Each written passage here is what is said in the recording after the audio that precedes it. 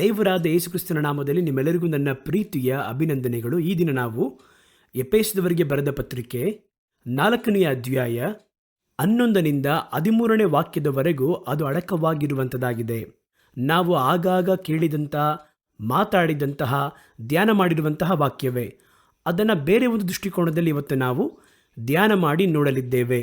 11ನೇ ವಾಕ್ಯ ಈ ರೀತಿಯಾಗಿ ಹೇಳುತ್ತದೆ, ಆತನು ಕೆಲವರನ್ನು ಅಪೊಸ್ತಲರನ್ನಾಗಿಯೂ, ಕೆಲವರನ್ನು ಪ್ರವಾದಿಗಳನ್ನಾಗಿಯೂ, ಕೆಲವರನ್ನು ಸುವಾರ್ತಿಕರನ್ನಾಗಿಯೂ, ಕೆಲವರನ್ನು ಸಭಾಪಾಲಕರನ್ನಾಗಿಯೂ, ಉಪದೇಶಿಗಳನ್ನಾಗಿಯೂ ಅನುಗ್ರಹಿಸಿದನು.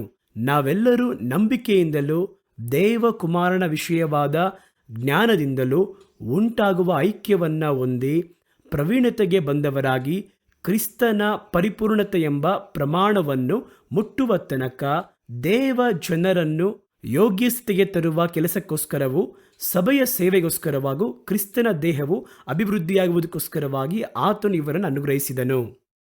ಈ ಭಾಗವನ್ನು ನಾವು ಚೆನ್ನಾಗಿ ಓದಿ ನೋಡುವುದಾದರೆ, ಸಭೆ ಎನ್ನುವಂಥ ಒಂದು ಕ್ರಮವನ್ನು ದೇವರು ಏರ್ಪಡಿಸಿ, ಆ ಸಭೆ ಎನ್ನುವಂತಹ ಕ್ರಮದಲ್ಲಿ 5 ವಿಧವಾಗಿರುವ ಸೇವೆಯನ್ನು ದೇವರು ಏರ್ಪಡಿಸಿ ಅದನ್ನು ಮುನ್ನಡೆಸುವಂಥದ್ದು. ಅದು ಯಾತಕ್ಕಾಗಿ ಮಾಡ್ತಾರೆ ಅಂತ ನೋಡೋದಾದರೆ, ದೇವರ ಮಕ್ಕಳು ಬೆಳವಣಿಗೆಯನ್ನು ಹೊಂದಬೇಕು, ಅನಂತರ ದೇವರ ಸುವಾರ್ತೆಯ ಕೆಲಸ ಹರಡಲ್ಪಡಬೇಕು. ಸಭೆಯ ಪ್ರಧಾನವಾಗಿರುವಂತಹ ಉದ್ದೇಶವೇನಂತ ಕೇಳುವುದಾದರೆ, ರಕ್ಷಿಸಲ್ಪಟ್ಟಂತಹ ಜನಗಳು ಬೆಳವಣಿಗೆಯನ್ನು ಹೊಂದಬೇಕು. ಅವರನ್ನು ಬೆಳೆಸುವಂತಹ ಒಂದು ದೊಡ್ಡ ಜವಾಬ್ದಾರಿ ಸಭೆಗಿರುವಂಥದ್ದಾಗಿದೆ. ಎರಡನೇದಾಗಿ, ದೇವರು ಸಭೆಗೆ ಕೊಟ್ಟಿರುವಂತಹ ಬಹು ಮುಖ್ಯವಾಗಿರುವ ಕೆಲಸ ಸುವಾರ್ತೆ ಕೆಲಸಕ್ಕೋಸ್ಕರವಾಗಿ, ಸುವಾರ್ತೆ ಸೇವೆಗೋಸ್ಕರವಾಗಿಯೇ ದೇವರು ಸಭೆ ಎನ್ನುವಂತಹ ಕ್ರಮವನ್ನು ಏರ್ಪಡಿಸಿದ್ದಾರೆ. ಅಷ್ಟು ಮಾತ್ರವಲ್ಲ, ಸಭೆಯಲ್ಲಿ ದೇವರು 5 ವಿಧವಾಗಿರುವ ಸೇವಕರನ್ನು ಉಪಯೋಗಿಸುವಂಥದ್ದು ಈ 2 ಕಾರಣಗಳಿಗೋಸ್ಕರವಾಗಿಯೇ. ಸಭೆ ಎನ್ನುವುದು ಒಂದು ಕಟ್ಟಡ ಮಾತ್ರವಲ್ಲ, ಒಂದು ಸ್ಥಾಪನೆ ಮಾತ್ರ ಅಲ್ಲ, ಒಂದು ಸ್ಥಳ ಮಾತ್ರ ಅಲ್ಲ, ಅದು ದೇವರ ಮಕ್ಕಳನ್ನು ಬೆಳೆಸುವಂತಹ ಒಂದು ಸ್ಥಳ. ಎರಡನೇದಾಗಿ, ದೇವರ ಸೇವೆಯನ್ನು ವೃದ್ಧಿ ಮಾಡುವಂತಹ ಸ್ಥಳ.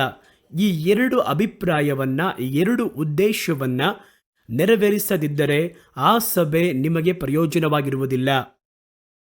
ಒಂದು ಸಭೆಯಲ್ಲಿ 2 ಉದ್ದೇಶ ಇದೆಯೇ ಎಂಬುದಾಗಿ ನೋಡಬೇಕು.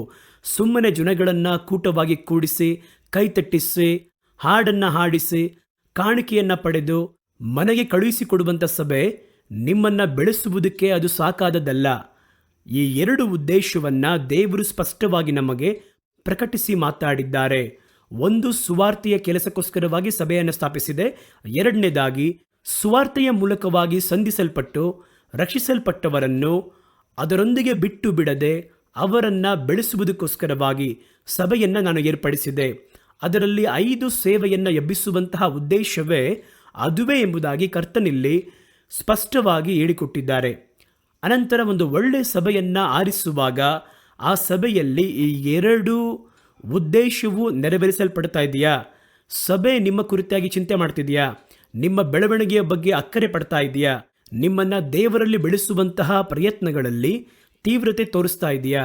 ಅದೇ ಸಂದರ್ಭದಲ್ಲಿ ಹೊಸ ಆತ್ಮಗಳನ್ನು ಭೇಟಿ ಮಾಡುವುದರಲ್ಲಿಯೂ, ರಕ್ಷಣೆಯನ್ನು ಅವರಿಗೆ ತೆಗೆದುಕೊಂಡು ಹೋಗುವುದರಲ್ಲಿಯೂ, ಸುವಾರ್ತೆಯ ಸೇವೆಯಲ್ಲಿ ತೀವ್ರತೆ ತೋರಿಸ್ತಾ ಇದೆಯಾ? ಇವೆಲ್ಲವನ್ನ ನೀವು ಗಮನಿಸಿ ನೋಡಬೇಕು. ಈ 2 ಉದ್ದೇಶವೇ ಬಹಳ ಮುಖ್ಯವಾದದ್ದು. ಬರೀ ಸುಮ್ಮನೆ ಜನಗಳನ್ನು ಕೂಡಿಸಿ ಅವರೊಂದಿಗೆ ಯಾವುದೋ ಒಂದು ಕಾರ್ಯವನ್ನು ಮಾತಾಡಿ ಮನೆಗೆ ಕಳಿಸುವುದಲ್ಲ. ನಾವು ಮಾತಾಡುವಂಥದ್ದು, ಕೊಡುವಂಥದ್ದೆಲ್ಲ ಅವರಲ್ಲಿ ಬೆಳವಣಿಗೆಯನ್ನು ಉಂಟು ಮಾಡ್ತಾ ಇದೆಯಾ ಎಂಬುದಾಗಿ ಸಭೆ ಗಮನಿಸಿ ನೋಡಬೇಕು. ಅಂಥ ಸಭೆಗಳನ್ನು ಆರಿಸಿಕೊಂಡು ನೀವು ಅದರಲ್ಲಿ ನಿಮ್ಮನ್ನು ಜೋಡಿಸಿಕೊಳ್ಳುವಂಥದ್ದು, ನೀವು ಬೆಳೆಯುವಂಥದ್ದು ಬಹಳ ಮುಖ್ಯವಾಗಿರುವಂತಹ ಒಂದು ದೊಡ್ಡ ಜವಾಬ್ದಾರಿಯಾಗಿರುವಂಥದ್ದಾಗಿದೆ. ಹಾಗಾಗಿ ಕ್ರಿಸ್ತನಲ್ಲಿ ನಾವು ಬೆಳೆಯಬೇಕು ಎನ್ನುವಂಥದ್ದೇ ದೇವರ ಬಯಕೆ. ದೇವರು ನಮ್ಮ ಪಾಪವನ್ನು ತೊಳೆದರು, ನಮ್ಮ ಪಾಪವನ್ನು ಕ್ಷಮಿಸಿದರು, ನಮ್ಮನ್ನು ರಕ್ಷಣೆಯಲ್ಲಿ ನಡೆಸಿದರು. ದೇವರನ್ನು ಅರಿಯದೇ ಇದ್ದಂತಹ ಕಾಲಗಳಲ್ಲಿ ದೇವರು ನಮ್ಮನ್ನು ಆರಿಸಿಕೊಂಡು ತಮ್ಮೊಂದಿಗೆ ಸೇರಿಸಿಕೊಂಡರು. ಅಷ್ಟರೊಂದಿಗೆ ನಿಂತು ಬಿಡಲಿಲ್ಲ. ನಾವು ಬೆಳೆಯಬೇಕು ಎಂಬುದಾಗಿ ದೇವರು ಬಯಸಿದ್ದಾರೆ. ಇದನ್ನು ನಾವು ಅರ್ಥ ಮಾಡಿಕೊಳ್ಳಬೇಕು. ಸಭೆಯನ್ನು ದೇವರು ಏರ್ಪಡಿಸಿದ್ದು, ಸೇವಕರನ್ನು ದೇವರು ಏರ್ಪಡಿಸುವುದು ಕೂಡ ಇದಕ್ಕೋಸ್ಕರವಾಗಿ ಎಂಬುದಾಗಿ ಸತ್ಯವೇದ ಹೇಳುತ್ತದೆ. ಈಗ ನಾವು ಇದರಲ್ಲಿ ಏನು ಗಮನಿಸುತ್ತೇವೆ ಅಂತ ಕೇಳುವುದಾದರೆ, ನಾವು ಒಂದು ಕ್ರೈಸ್ತ ವಿಶ್ವಾಸಿ ನಾನು ಬೆಳೆಯುತ್ತಿದ್ದೇನಾ ಎನ್ನುವಂಥದ್ದನ್ನು ಗಮನಿಸಬೇಕು. ಮತ್ತೊಂದು, ತಕ್ಕ ತಕ್ಕ ಹಾಗೆ ಬೆಳೆಯುತ್ತಾ ಇದ್ದೇನೆ ಎಂಬುದಾಗಿ ಗಮನಿಸಬೇಕು. ಬೆಳೆಯುವುದು ದೊಡ್ಡದಲ್ಲ, ಕರ್ತನು ಬಯಸುವ ರೀತಿಯಲ್ಲಿ ತಕ್ಕ ಹಾಗೆ ಬೆಳೆಯುತ್ತಾ ಇದ್ದೇನಾ? ಒಂದು ಕ್ರೈಸ್ತನ ಒಂದು ಬೆಳವಣಿಗೆ ಎನ್ನುವಂಥದ್ದು ಯಾವ ರೀತಿ ಇರಬೇಕು, ಯಾವ ಅಳತೆಯಲ್ಲಿರಬೇಕು ಎಂಬುದಾಗಿ ಸತ್ಯವಾದ ಹೇಳುತ್ತದೆ ಎಂದರೆ, ಕ್ರಿಸ್ತನ ಪರಿಪೂರ್ಣವಾದ ಬೆಳವಣಿಗೆ ಇರುವ ಮಟ್ಟಿಗೆ ಪರಿಪೂರ್ಣ ಬೆಳವಣಿಗೆಯಾಗಿರಬೇಕಂತೆ. ಆ ಬೆಳವಣಿಗೆ ಯಾವ ರೀತಿ ಇರಬೇಕು? ಎಫೆಸದವರಿಗೆ 4:11 ಅದನ್ನೇ ಹೇಳ್ತಾರೆ, ಕ್ರಿಸ್ತನ ಪರಿಪೂರ್ಣ ಬೆಳವಣಿಗೆ. ಕ್ರಿಸ್ತನು ಈ ಲೋಕದಲ್ಲಿ ಯಾವ ರೀತಿ ಬದುಕಿ ತೋರಿಸಿದರೋ ಅಷ್ಟರ ಮಟ್ಟಿಗೆ ಇರುವಂತಹ ಬೆಳವಣಿಗೆ. ಆ ಒಂದು ಬೆಳವಣಿಗೆಯನ್ನು ನೀವು ಹೊಂದಬೇಕು ಎನ್ನುವಂಥದ್ದೇ ದೇವರ ಬಯಕೆ. ಹಾಗಾಗಿ ಒಬ್ಬ ಕ್ರೈಸ್ತ ವಿಶ್ವಾಸಿಯ ಕರ್ತವ್ಯ, ನಾನು ಬೆಳೆಯುತ್ತಾ ಇದ್ದೇನಾ ಎಂಬುದಾಗಿ ಕೇಳಿದರೆ ಆಗಾಗ ಸ್ವಪರೀಕ್ಷೆ ಮಾಡಬೇಕು. ನಾನು ತಕ್ಕ ಹಾಗೆ ಬೆಳೆಯುತ್ತಾ ಇದ್ದೇನಾ, ತಕ್ಕ ಹಾಗೆ ಬೆಳೆಸಲ್ಪಡುತ್ತಾ ಇದ್ದೇನಾ ಎನ್ನುವುದರಲ್ಲಿ ಬಹಳ ಸೂಕ್ಷ್ಮವಾಗಿ ನಿಮ್ಮನ್ನು ಗಮನಿಸಿ ನೋಡಿಕೊಂಡರೆ ನಿಮ್ಮ ನಂಬಿಕೆ ನಿಮ್ಮನ್ನು ಯಾವಾಗಲೂ ನಾಚಿಕೆ ಪಡಕ್ಕೆ ಬಿಡಲ್ಲ. ಅದನ್ನು ಬಿಟ್ಟು ಏನೋ ನಾವೇ ರಕ್ಷಣೆ ಹೊಂದಿದ್ದೇವೆ, ಒಂದು ಸಭೆಗೆ ಹೋಗ್ತಾ ಇದ್ದೇವೆ, ಒಂದು ಕಾಣಿಕೆ ಕೊಡ್ತಾ ಇದ್ದೀವಿ, ಅದರಿಂದ ಮನೆಗೆ ಬರ್ತೀವಿ, ಸಾಕು ನಮ್ಮ ಜೀವಿತ ಇಷ್ಟೇ ಎಂಬುದಾಗಿ ಇರುವುದಾದರೆ ಫಲ ಕೊಡದಿರುವಂತಹ ಮರವಲ್ಲ, ಕಡಿಯಲ್ಪಟ್ಟು ಬೆಂಕಿಗೆ ಹಾಕಲ್ಪಡುವ ರೀತಿಯಲ್ಲಿ ನಾವು ಓಡಿದ್ದು, ಸಭೆಗೆ ಓದದ್ದು, ಕಾಣಿಕೆ ಕೊಟ್ಟದ್ದು ಯಾವುದು ಪ್ರಯೋಜನವಿಲ್ಲದೆ ಹೊರಟೋಗುತ್ತದೆ. ಸಭೆಯಲ್ಲಿ ನಮ್ಮ ಉದ್ದೇಶ ಎನ್ನುವಂಥದ್ದು ಬೆಳೆಯಬೇಕು ಎನ್ನುವಂಥದ್ದೇ ಉದ್ದೇಶ. ಅದನ್ನೇ ಹೇಳುತ್ತದೆ. ನಮ್ಮ ಬೆಳವಣಿಗೆಯ ಒಂದು ಅಳತೆ ಕ್ರಿಸ್ತನು ಈ ಲೋಕದಲ್ಲಿ ಬಾಳುವಾಗ ಯಾವ ಅಳತೆಯಲ್ಲಿ ಪರಿಪೂರ್ಣ ಪುರುಷನಾಗಿ ತಮ್ಮನ್ನು ಪ್ರಕಟಿಸಿ ತೋರಿಸಿದರೋ ಅದಕ್ಕೆ ಸಮವಾಗಿರುವ ಬೆಳವಣಿಗೆಯನ್ನು ಹೊಂದಿಕೊಳ್ಳಬೇಕು ಎಂಬುದಾಗಿ ಕರ್ತನು ನಮ್ಮ ಬಳಿಯಲ್ಲಿ ಬಯಸುತ್ತಾರೆ. ಕೆಲವು ಸ್ಥಳಗಳಲ್ಲಿ ನೋಡುವುದಾದರೆ ಬೆಳವಣಿಗೆಯಲ್ಲಿ ಕೆಲವು ವಿಷಯಗಳಿರುವಂಥದ್ದಾಗಿದೆ. ಬೆಳೆಯುತ್ತಾರೆ ಕೆಲವರು, ಆದರೆ ತಕ್ಕ ರೀತಿಯಲ್ಲಿ ಬೆಳೆಯುವುದು ಎನ್ನುವುದೇ ಬಹಳ ಮುಖ್ಯವಾದದ್ದು. ಕೆಲವು ಸ್ಥಳಗಳಲ್ಲಿ ಮರಗಳು ಚೆನ್ನಾಗಿ ಬೆಳೆದಿರುತ್ತವೆ, ಆದರೆ ಆ ಮರಗಳಲ್ಲಿ ಫಲ ಇರುವುದಿಲ್ಲ. ಆ ರೀತಿಯಾಗಿ 2 ಸಂಭವವನ್ನು ದೇವರ ಸತ್ಯವೇದ ಹೇಳುವಂಥದ್ದನ್ನು ನಾನು ನಿಮಗೆ ಓದಿ ತೋರಿಸುತ್ತೇನೆ. ಇದು ಕೂಡ ಒಂದು ವಿಧವಾಗಿರುವಂತಹ ಬೆಳವಣಿಗೆಯೇ, ಆದರೆ ತಕ್ಕ ಬೆಳವಣಿಗೆ ಅಲ್ಲ, ದೇವರ ಬಯಕೆಯನ್ನು ಪರಿಪೂರ್ಣ ಮಾಡುವಂತಹ ಬೆಳವಣಿಗೆಯೂ ಅಲ್ಲ. ಮತ್ತಾಯನ ಸುವಾರ್ತೆ 21ನೇ ಅಧ್ಯಾಯ 19-20 ವಾಕ್ಯಗಳಲ್ಲಿ ಒಂದು ಬೆಳೆದಿರುವ ಮರದ ಬಗ್ಗೆ ವಾಕ್ಯವು ಹೇಳುವಂಥದ್ದಾಗಿದೆ. ಆ ಒಂದು ಮರ ದಾರಿಯ ಮಗ್ಗದಲ್ಲಿ ಇತ್ತಂತೆ. ಹೋಗುವ ದಾರಿಯಲ್ಲಿ ಇರುವಂತಹ ಒಂದು ಮರ, ಯಾರು ಬಿತ್ತಿದರು ಎಂಬುದಾಗಿ ಗೊತ್ತಿಲ್ಲ, ಅದು ಯಾವ ರೀತಿ ಬೆಳೆಯುತ್ತೆ ಎಂಬುದಾಗಿ ಗೊತ್ತಿಲ್ಲ. ಒಂದು ಮರ ಇದೆ, ಆದರೆ ಅದು ಕೂಡ ಬೆಳೆದಿರುವಂಥದ್ದಾಗಿದೆ. ಅದರ ಕುರಿತಾಗಿ ಸತ್ಯವೇದ ಹೇಳುವುದನ್ನು ಓದುತ್ತೇನೆ. ದಾರಿಯಲ್ಲಿ ಒಂದು ಅಂಜೂರದ ಮರವನ್ನು ಕಂಡು ಅದಕ್ಕೆ ಹತ್ತಿರಕ್ಕೆ ಹೋಗಿ ಅದರಲ್ಲಿ ಬರೀ ಎಲೆಗಳನ್ನೇ ಹೊರತು ಮತ್ತೇನೂ ಕಾಣದೆ ಅದಕ್ಕೆ ಇನ್ನು ಮೇಲೆ ನಿನ್ನಲ್ಲಿ ಫಲವು ಎಂದೆಂದಿಗೂ ಆಗದೆ ಹೋಗಲಿ ಎಂದು ಹೇಳಿದನು. ಆ ಕ್ಷಣವೇ ಅಂಜೂರದ ಮರವು ಒಣಗಿ ಹೋಯಿತು. ಶಿಷ್ಯರು ಅದನ್ನು ನೋಡಿ ಬೆರಗಾಗಿ, ಈ ಅಂಜೂರದ ಮರವು ಒಂದು ಕ್ಷಣದಲ್ಲಿ ಒಣಗಿ ಹೋಯ್ತಲ್ಲ, ಅದು ಹೇಗೆ ಅಂದರು. ಇದು ಆ ಅಂಜೂರದ ಮರ ಎನ್ನುವುದು ಮೊದಲು ಆರಂಭದಲ್ಲಿ ಒಂದು ಬೀಜವಾಗಿ ಇದ್ದಿರುತ್ತೆ. ಹೇಗೋ ಆ ಸ್ಥಳದಲ್ಲಿ ಬಂದು ಅದು ಬಿದ್ದಿದೆ, ಅದು ಬೆಳೆದಿದೆ. ಮಣ್ಣಲ್ಲಿರುವಂತಹ ಸತ್ವವನ್ನು ಪಡೆದುಕೊಂಡು ಬಂದಿರುವಂತಹ ಮಳೆಯ ನೀರನ್ನು ಹೀರಿಕೊಂಡು ಅದು ತನ್ನಷ್ಟಕ್ಕೆ ಬೆಳೆದಿರುವಂಥದ್ದಾಗಿದೆ. ಒಳ್ಳೆಯ ಎಲೆ, ಒಳ್ಳೆ ಗೊಂಚಲಾಗಿರುವ ರೀತಿಯಲ್ಲಿ ಹಚ್ಚ ಹಸಿರಾದ ಎಲೆಗಳಿಂದ ಕೂಡಿ ಬೆಳೆದಿರುವಂಥದ್ದಾಗಿದೆ. ಇದು ಒಂದು ಕಡೆ ಬೆಳವಣಿಗೆ, ಇದು ಬೆಳೆಯದೇ ಎಲ್ಲ ಬೆಳೆದಿದೆ. ಆದರೆ ಅದರಲ್ಲಿ ಯಾತಕ್ಕೋಸ್ಕರವಾಗಿ ಅಂಜೂರದ ಮರ ಬೆಳೆಯಬೇಕು ಎಂಬುದಾಗಿ ಉದ್ದೇಶವಿದೆ. ಅದಕ್ಕೆ ಹೆಸರು ಬೆಳವಣಿಗೆಯ ಉದ್ದೇಶ. ಅದರಲ್ಲಿ ಫಲಗಳು ಉಂಟಾಗಬೇಕು. ಅದನ್ನು ಬಿತ್ತಿದವನೋ ಅಥವಾ ಅದರ ದಾರಿಯಲ್ಲಿ ಬರುವವನೋ ಅದರಲ್ಲಿರುವಂತಹ ಫಲವನ್ನು ಕಿತ್ತು ತಿನ್ನಬೇಕೆನ್ನುವುದು ಉದ್ದೇಶ.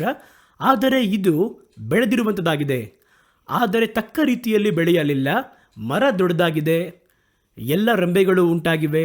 ಅಲ್ಲಿ ಹೋಗಿ ಅಂಜೂರದ ಹಣ್ಣನ್ನು ಹುಡುಕುತ್ತಾರೆ ಅಂದರೆ ಅದು ಹೊರ ತೋರುವಿಕೆಗೆ ನೋಡುವುದಾದರೆ ಒಳ್ಳೆಯ ಎಲೆಗಳು, ಹಾಗೆ ಗೊಂಚಲು ಗೊಂಚಲಾಗಿ ಎಲೆಗಳು ಉಂಟು, ಹಚ್ಚ ಹಸಿರಾಗಿದೆ, ಖಂಡಿತವಾಗಿ ಅದರಲ್ಲಿ ಹಣ್ಣು ಇರುತ್ತದೆ ಎಂಬುದಾಗಿ.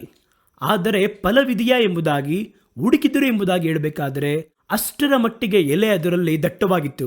ಅದು ಒಂದು ವಿಧವಾಗಿರುವ ಬೆಳವಣಿಗೆ ತಾನೆ. ಅದು ತನ್ನನ್ನು ಬೆಳೆಸಿಕೊಳ್ಳುವುದಕ್ಕೆ ಮಣ್ಣಲ್ಲಿ ಬಿದ್ದಿದೆ.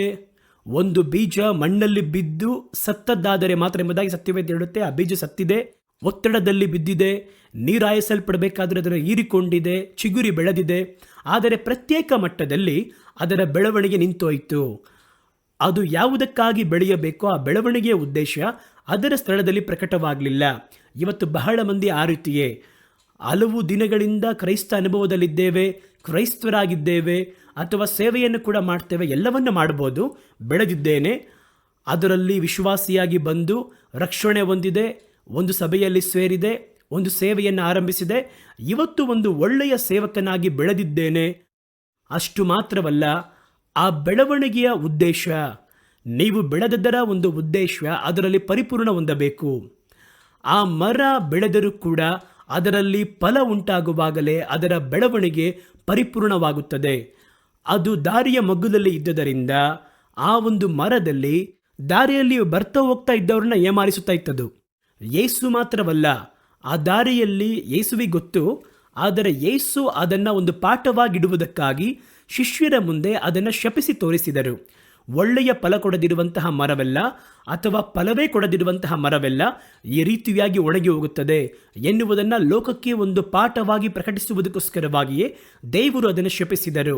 ಆದರೆ ಉಳಿದವರ ಪರಿಸ್ಥಿತಿಯನ್ನು ನೋಡುವುದಾದರೆ ಖಂಡಿತವಾಗಿ ದಾರಿ ಹೋಕರು ಹೋಗಬೇಕಾದ್ರೆ ಹೊಟ್ಟೆ ಹಸುವಿಗೆ ಏನಾದರೂ ಸಿಗುತ್ತಾ ಎಂಬುದಾಗಿ ಆ ಸ್ಥಳದಲ್ಲಿ ನಿಂತು ಅಲ್ಲಿ ಹುಡುಕುತ್ತಾರೆ.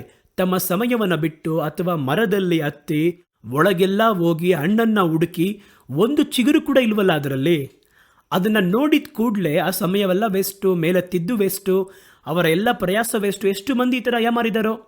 ಈಗ ಈ ಮರ ಬೆಳೆದಿದೆ, ಅದು ಒಂದು ಮಾಯವಾಗಿರುವ ಬೆಳವಣಿಗೆ, ಮಾಯೆಯಾಗಿರುವಂಥ ಬೆಳವಣಿಗೆ. ಇವತ್ತು ಬಹಳ ಕ್ರೈಸ್ತರು, ಬಹಳ ಸೇವಕರು ಬೆಳೆದಿರುವ ಹಾಗೆ ತೋರಲ್ಪಟ್ಟರೂ ಕೂಡ ಅದು ಮಾಯವಾಗಿರುವ ಬೆಳವಣಿಗೆಯಂತೆ ಕಾಣಲ್ಪಡುತ್ತದೆ. ಒಂದು ಮಾಯೆಯಾಗಿರುವಂತಹ ಬಿಂಬವನ್ನು ತೋರ್ಪಡಿಸುವಂಥದ್ದಾಗಿದೆ. ಅದರಲ್ಲಿ ದೇವರು ಬಯಸುವಂತಹ ತಕ್ಕ ಬೆಳವಣಿಗೆ ಇಲ್ಲ. ಆಗ ನಾವು ನಮ್ಮ ಜೀವನದಲ್ಲಿ ಗಮನಿಸಬೇಕಾಗಿರುವ ಕಾರ್ಯವೇನೆಂದರೆ, ನಾನು ಬೆಳೆಯುತ್ತಾ ಇದ್ದೇನೆ, ಆದರೆ ಆ ಬೆಳವಣಿಗೆಯ ಉದ್ದೇಶ ನೆರವೇರಿಸುವ ಹಾಗೆ ಬೆಳೀತಾ ಇದ್ದೀನಾ ಎಂಬುದಾಗಿ ಗಮನಿಸಿ ನೋಡಬೇಕು. ನಾನು ತಕ್ಕ ಹಾಗೆ ಬೆಳೆಯುತ್ತಾ ಇದ್ದೇನಾ ಎನ್ನುವುದನ್ನು ಪ್ರತಿ ಬಾರಿ ನೀವು ನಿಮ್ಮ ಜೀವನವನ್ನು ಪರಿಶೀಲನೆ ಮಾಡಿ ನೋಡುವಂಥದ್ದೇ ಉತ್ತಮವಾಗಿರುವ ಕಾರ್ಯ ಎನ್ನುವಂಥದ್ದನ್ನು ಅರ್ಥ ಮಾಡಿಕೊಳ್ಳಬೇಕು. ಮತ್ತೊಂದು ಮರವನ್ನು ನೋಡಿ, ಈ ಮರದಲ್ಲಿಯೂ ಫಲಗಳು ಇಲ್ಲ, ಆದರೆ ಮರ ಇದ್ದಂತಹ ಸ್ಥಳ ವ್ಯತ್ಯಾಸವಾದದ್ದು. ಅದೆಲ್ಲಿ ಅಂತ ಕೇಳಿದರೆ, ಒಂದು ದ್ರಾಕ್ಷಿಯ ತೋಟದ ನಡುವೆ ಇರುವಂಥದ್ದಾಗಿತ್ತು. ಅದಕ್ಕೊಬ್ಬ ತೋಟಗಾರನಿದ್ದಾನೆ, ಅದನ್ನು ಬೀಜ ಬಿತ್ತಿದವನು ಇದ್ದಾನೆ, ನೀರಾಯಿಸಿದವನಿದ್ದಾನೆ, ಗೊಬ್ಬರ ಹಾಕಿದವನಿದ್ದಾನೆ, ಅದನ್ನು ಬೆಳೆಸಿದವನಿದ್ದಾನೆ. ಆದರೂ ಅದರಲ್ಲಿ ಫಲ ಉಂಟಾಗಲಿಲ್ಲ. ಇವರು ಯಾರು ಅಂತ ಕೇಳುವುದಾದರೆ, ಒಳ್ಳೆಯ ಒಂದು ಸಭೆಯಲ್ಲಿ, ಒಳ್ಳೆಯ ಒಂದು ಸೇವೆಯಲ್ಲಿ, ಒಳ್ಳೆಯ ಸೇವಕರ ಕೆಳಗೆ ಇದ್ದು ಬೆಳೆದು ಫಲ ಕೊಡದೇ ಇರುವವರಾಗಿರ್ತಾರೆ. ಹಾಗಾದರೆ ಆ ದಾರಿಯ ಮಗ್ಗುದಲ್ಲಿ ಇದ್ದಂತಹ ಅಂಜೂರದ ಮರಕ್ಕಿಂತ ಈ ತೋಟದಲ್ಲಿ ಇದ್ದು ತೋಟದ ಒಳಿತನ್ನು ತಿಂದು ಫಲ ಕೊಡದಿರುವಂತಹ ಅಂಜೂರದ ಮರವು ಆಪತ್ತಾದವುಗಳು. ಅದಕ್ಕೆ ಸಿಗುವಂತಹ ದಂಡನೆ ಅಧಿಕ ಪಕ್ಷವಾದ ದಂಡನೆ. ನೀವು ಚೆನ್ನಾಗಿ ನೋಡುವುದಾದರೆ ದಾರಿಯ ಮಗ್ಗುಲಲ್ಲಿ ಇದ್ದಂತಹ ಅಂಜೂರದ ಮರ ಆ ಸ್ಥಳದಲ್ಲಿ ಶಪಿಸಲ್ಪಟ್ಟಿತು ಅಷ್ಟೇ. ಇನ್ನು ಮುಂದೆ ನಿನ್ನಲ್ಲಿ ಯಾವ ಫಲವೂ ಬರುವುದಿಲ್ಲ, ಆದರೆ ಮರವಿತ್ತು ಅಲ್ಲಿ. ಆದರೆ ಈ ಒಂದು ಮರವನ್ನು ಗಮನಿಸಿ ಏನು ಹೇಳ್ತಾರೆ ಅಂತ ಓದಿ ನೋಡೋಣ. ಲೂಕನ ಸುವಾರ್ತೆ 11ನೇ ಅಧ್ಯಾಯ 6-7 ವಾಕ್ಯಗಳು. ಆಮೇಲೆ ಆತನು ಒಂದು ಸಾಮ್ಯವನ್ನು ಹೇಳಿದನು. ಅದೇನೆಂದರೆ, ಒಬ್ಬನೊಬ್ಬನು ತನ್ನ ದ್ರಾಕ್ಷಾ ತೋಟದಲ್ಲಿ ಒಂದು ಅಂಜೂರದ ಗಿಡವನ್ನು ನಡೆಸಿದನು. ತರುವಾಯ ಅವನು ಅದರಲ್ಲಿ ಹಣ್ಣನ್ನು ಹುಡುಕುತ್ತಾ ಬಂದನು, ಸಿಕ್ಕಲಿಲ್ಲ. ಬಳಿಕ ಅವನು ತೋಟ ಮಾಡುವವನಿಗೆ, ನೋಡು, ನಾನು 3 ವರ್ಷದಿಂದಲೂ ಈ ಅಂಜೂರದ ಮರದಲ್ಲಿ ಹಣ್ಣನ್ನು ಹುಡುಕುತ್ತಾ ಬಂದಿದ್ದೇನೆ, ಆದರೂ ನನಗೆ ಸಿಕ್ಕಲಿಲ್ಲ. ಇದನ್ನು ಕಡಿದು ಹಾಕು, ಇದರಿಂದ ಭೂಮಿಯು ಯಾಕೆ ಬಂಜೆಯಾಗಬೇಕು ಎಂದು ಹೇಳಿದನು. ಹಾಗಾದರೆ ನೀವು ನೋಡುವುದಾದರೆ ತೋಟದ ನಡುವೆ ಇಡಲ್ಪಟ್ಟಿರುವಂತಹ ಅಂಜೂರದ ಮರ ಒಂದು ಪರಾಂಬರುವಿಕೆಯಲ್ಲಿ ಇದೆ. ಒಬ್ಬ ತೋಟಗಾರನ ಸಂರಕ್ಷಣೆಯಲ್ಲಿ ಪರಾಂಬರಿಕೆಯಲ್ಲಿರುವಂಥದ್ದಾಗಿದೆ. ಅದಕ್ಕೆ ನೀರಾಯಿಸಲ್ಪಡ್ತಾ ಇದೆ, ಅದಕ್ಕೆ ಗೊಬ್ಬರ ಹಾಕಲ್ಪಡ್ತಾ ಇದೆ, ಅದನ್ನು ನೋಡಿ ನೋಡಿ ಬೆಳೆಸ್ತಾ ಇದ್ದಾರೆ, ಆದರೆ ಫಲವನ್ನು ಕೊಡಲಿಲ್ಲ.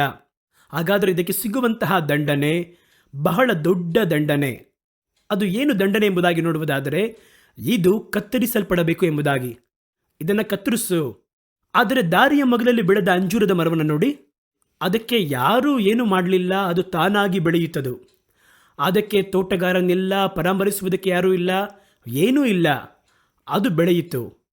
ಆದ್ದರಿಂದ ದೇವರು ಏನು ಮಾಡಿದ್ರು ಅಂದರೆ, ಇನ್ನು ಮುಂದೆ ಫಲ ಬರುವುದಿಲ್ಲ, ಇಲ್ಲಿ ಶಪಿಸಿ ಹೋದರು. ಅದು ಒಣಗಿ ಹೋಗಿ ನಿಂತಿತ್ತು.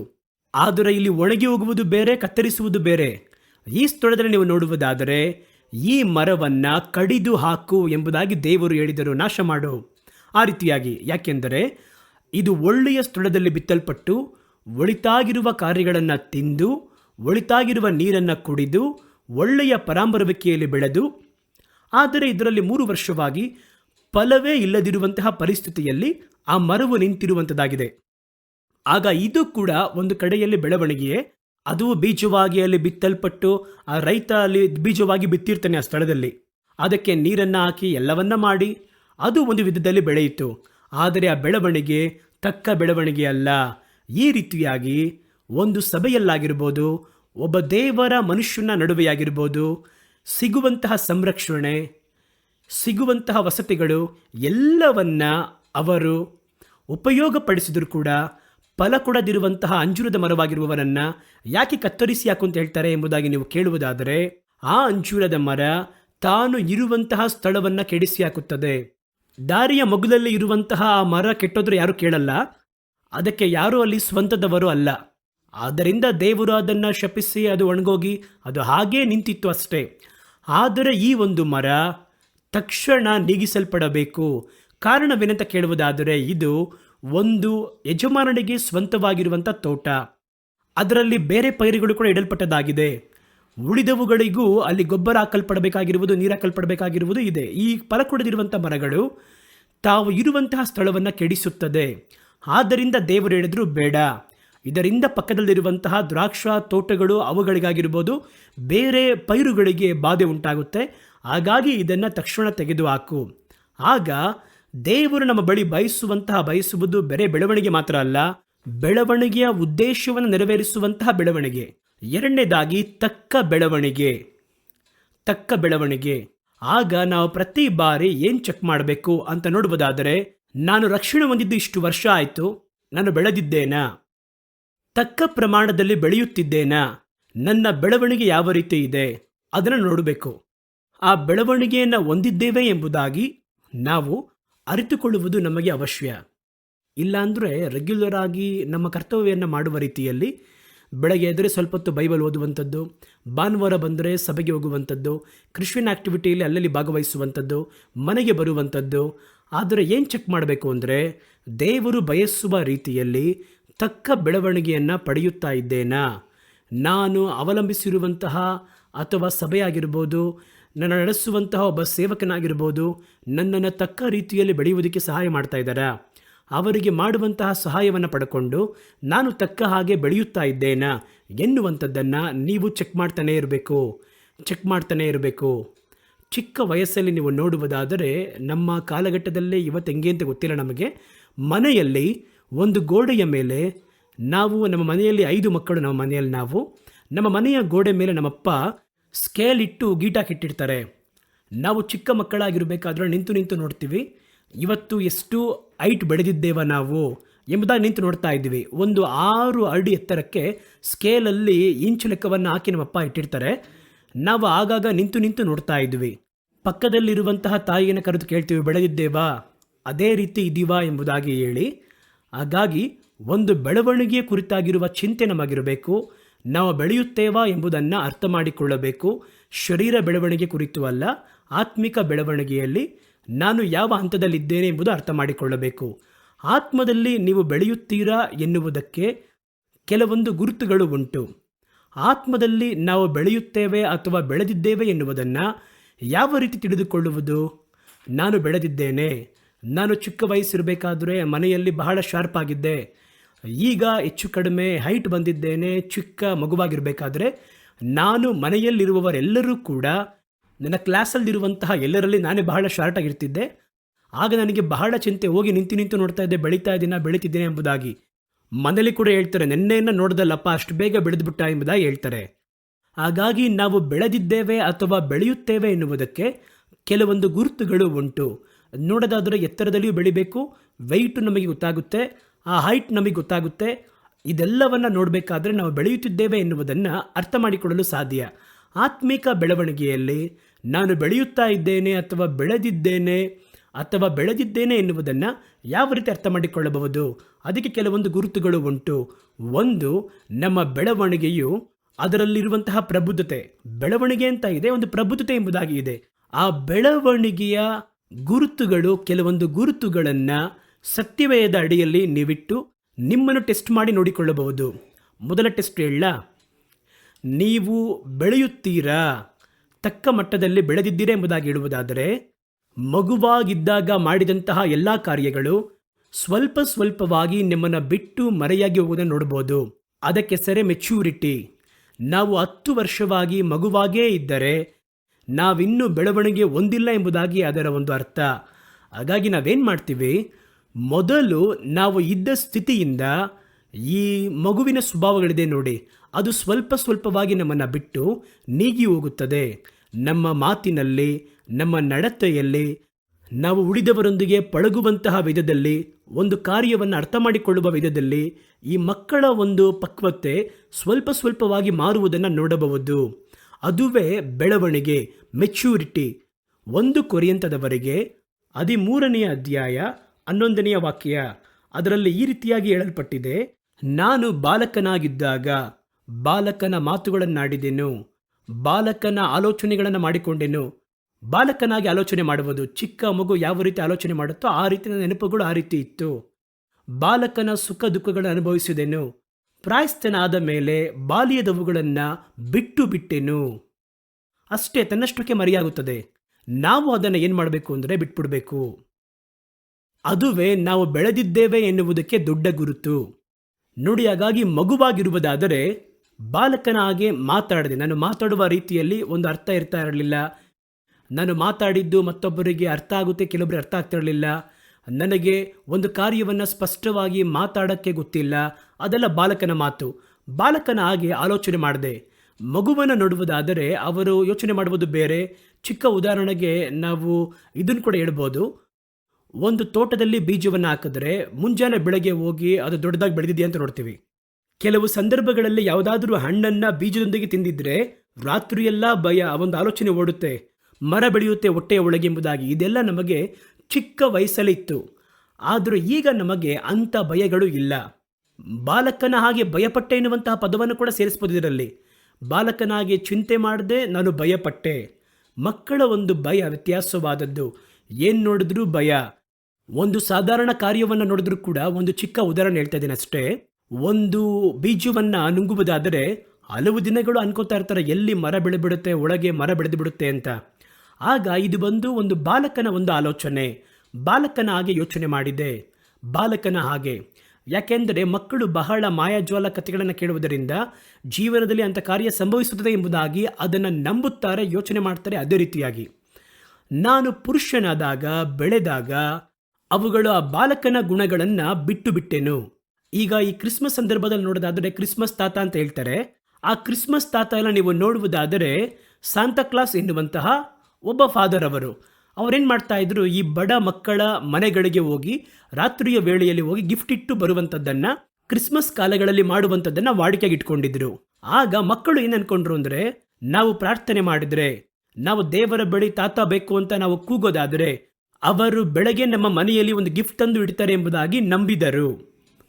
ಆದರೆ ನಿಜ ಏನಂತ ಕೇಳುವುದಾದರೆ, ಈ ಮಕ್ಕಳು ಆ ರೀತಿಯಾಗಿ ರಾತ್ರಿ ಪ್ರಾರ್ಥನೆ ಮಾಡಿ ಮಲಗಿದ ನಂತರ ಅವರ ಹೆತ್ತವರೇ ಒಂದು ಗಿಫ್ಟನ್ನು ತಂದು ಮನೆಯ ಬಾಗಿಲಲ್ಲಿ ಇಟ್ಟು ಬೆಳಗ್ಗೆ ಮಕ್ಕಳು ತೆರೆದು ನೋಡುವಾಗ ಒಂದು ರಾತ್ರಿ ತಾತ ಬಂದಿದ್ರು, ಆ ರೀತಿ ಇರ್ಬೋದೇನೋ, ಗಿಫ್ಟ್ ಇಟ್ಟಿದ್ದಾರೆ ಎಂಬುದಾಗಿ, ಈ ರೀತಿಯಾಗಿ ಕ್ರಿಸ್ಮಸ್ ತಾತ ಎಂಬುದಾಗಿ ಇದ್ದಾರೆ ಎಂಬುದಾಗಿ ಅವರು ಕ್ರಿಸ್ಮಸ್ ಕಾಲಗಳಲ್ಲಿ ಭೂಮಿಗೆ ಇಳಿದು ಬರುತ್ತಾರೆ, ಮನೆಯ ಬಾಗಿಲಲ್ಲಿ ಮಕ್ಕಳಿಗೆ ಗಿಫ್ಟ್ ತಂದು ಕೊಡ್ತಾರೆ ಎಂಬುದಾಗಿ ಇಂಥ ಚಿಂತನೆಯನ್ನು, ಒಂದು ಮಕ್ಕಳ ಚಿಂತನೆ ಆ ಒಂದು ಕಾಲಘಟ್ಟಗಳಲ್ಲಿ ಮಕ್ಕಳನ್ನು ಉತ್ಸಾಹಪಡಿಸುವುದಕ್ಕೋಸ್ಕರವಾಗಿ ಮಾಡಲ್ಪಟ್ಟಂತಹ ಒಂದು ಚಿಕ್ಕ ಒಂದು ಕಾರ್ಯ.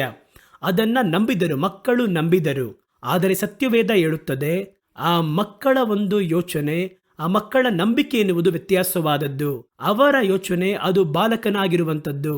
ಇದೆಲ್ಲ ಬೆಳೆದ ನಂತರ ಕೂಡ ಕ್ರಿಸ್ಮಸ್ ತಾತವನ್ನು ನಾವು ನಂಬಿ ಅವರು ಬರ್ತಾರೆ ಎಂಬುದಾಗಿ ಯೋಚನೆ ಮಾಡ್ತಾರೆ ನೋಡಿ.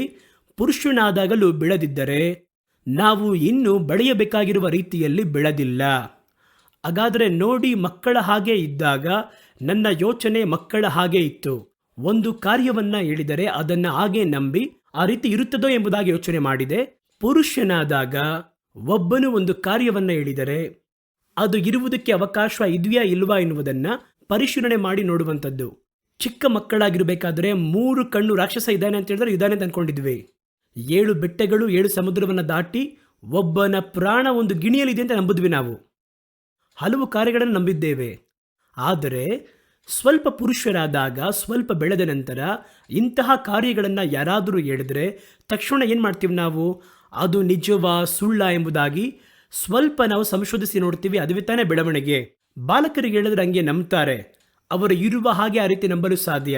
ಆದರೆ ಪರಿಪೂರ್ಣ ಪುರುಷರಾಗಬೇಕಾದ್ರೆ ಅದನ್ನು ಶೋಧಿಸಿ ನೋಡುವಂತಹ ಆ ಮನಸ್ಸಿನ ಪಕ್ವತೆ ಉಂಟಾಗುತ್ತದೆ. ಹಾಗಾಗಿ ಇದನ್ನು ಇಟ್ಟು ನಾವು ಬೆಳೆದಿದ್ದೇವೆ ಅಂತ ಅರ್ಥವಾಗುತ್ತದೆ. ದೇವರ ಮಕ್ಕಳ ನಡುವೆ, ಕ್ರೈಸ್ತರ ನಡುವೆಯೂ ಈ ಮಗುವಿನ ಸ್ವಭಾವದ ಕಾರ್ಯಗಳು ಅನೇಕವಿದೆ.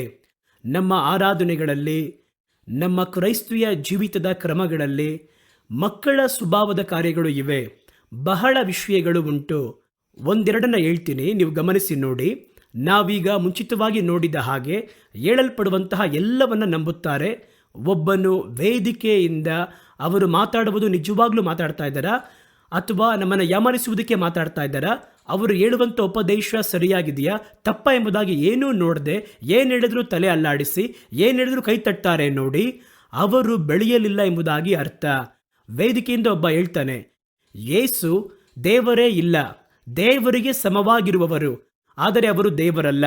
ಆ ರೀತಿ ಹೇಳ್ತಾರೆ, ಕೈ ತಟ್ತಾ ಇದ್ದಾರೆ ಕೆಳಗೆ.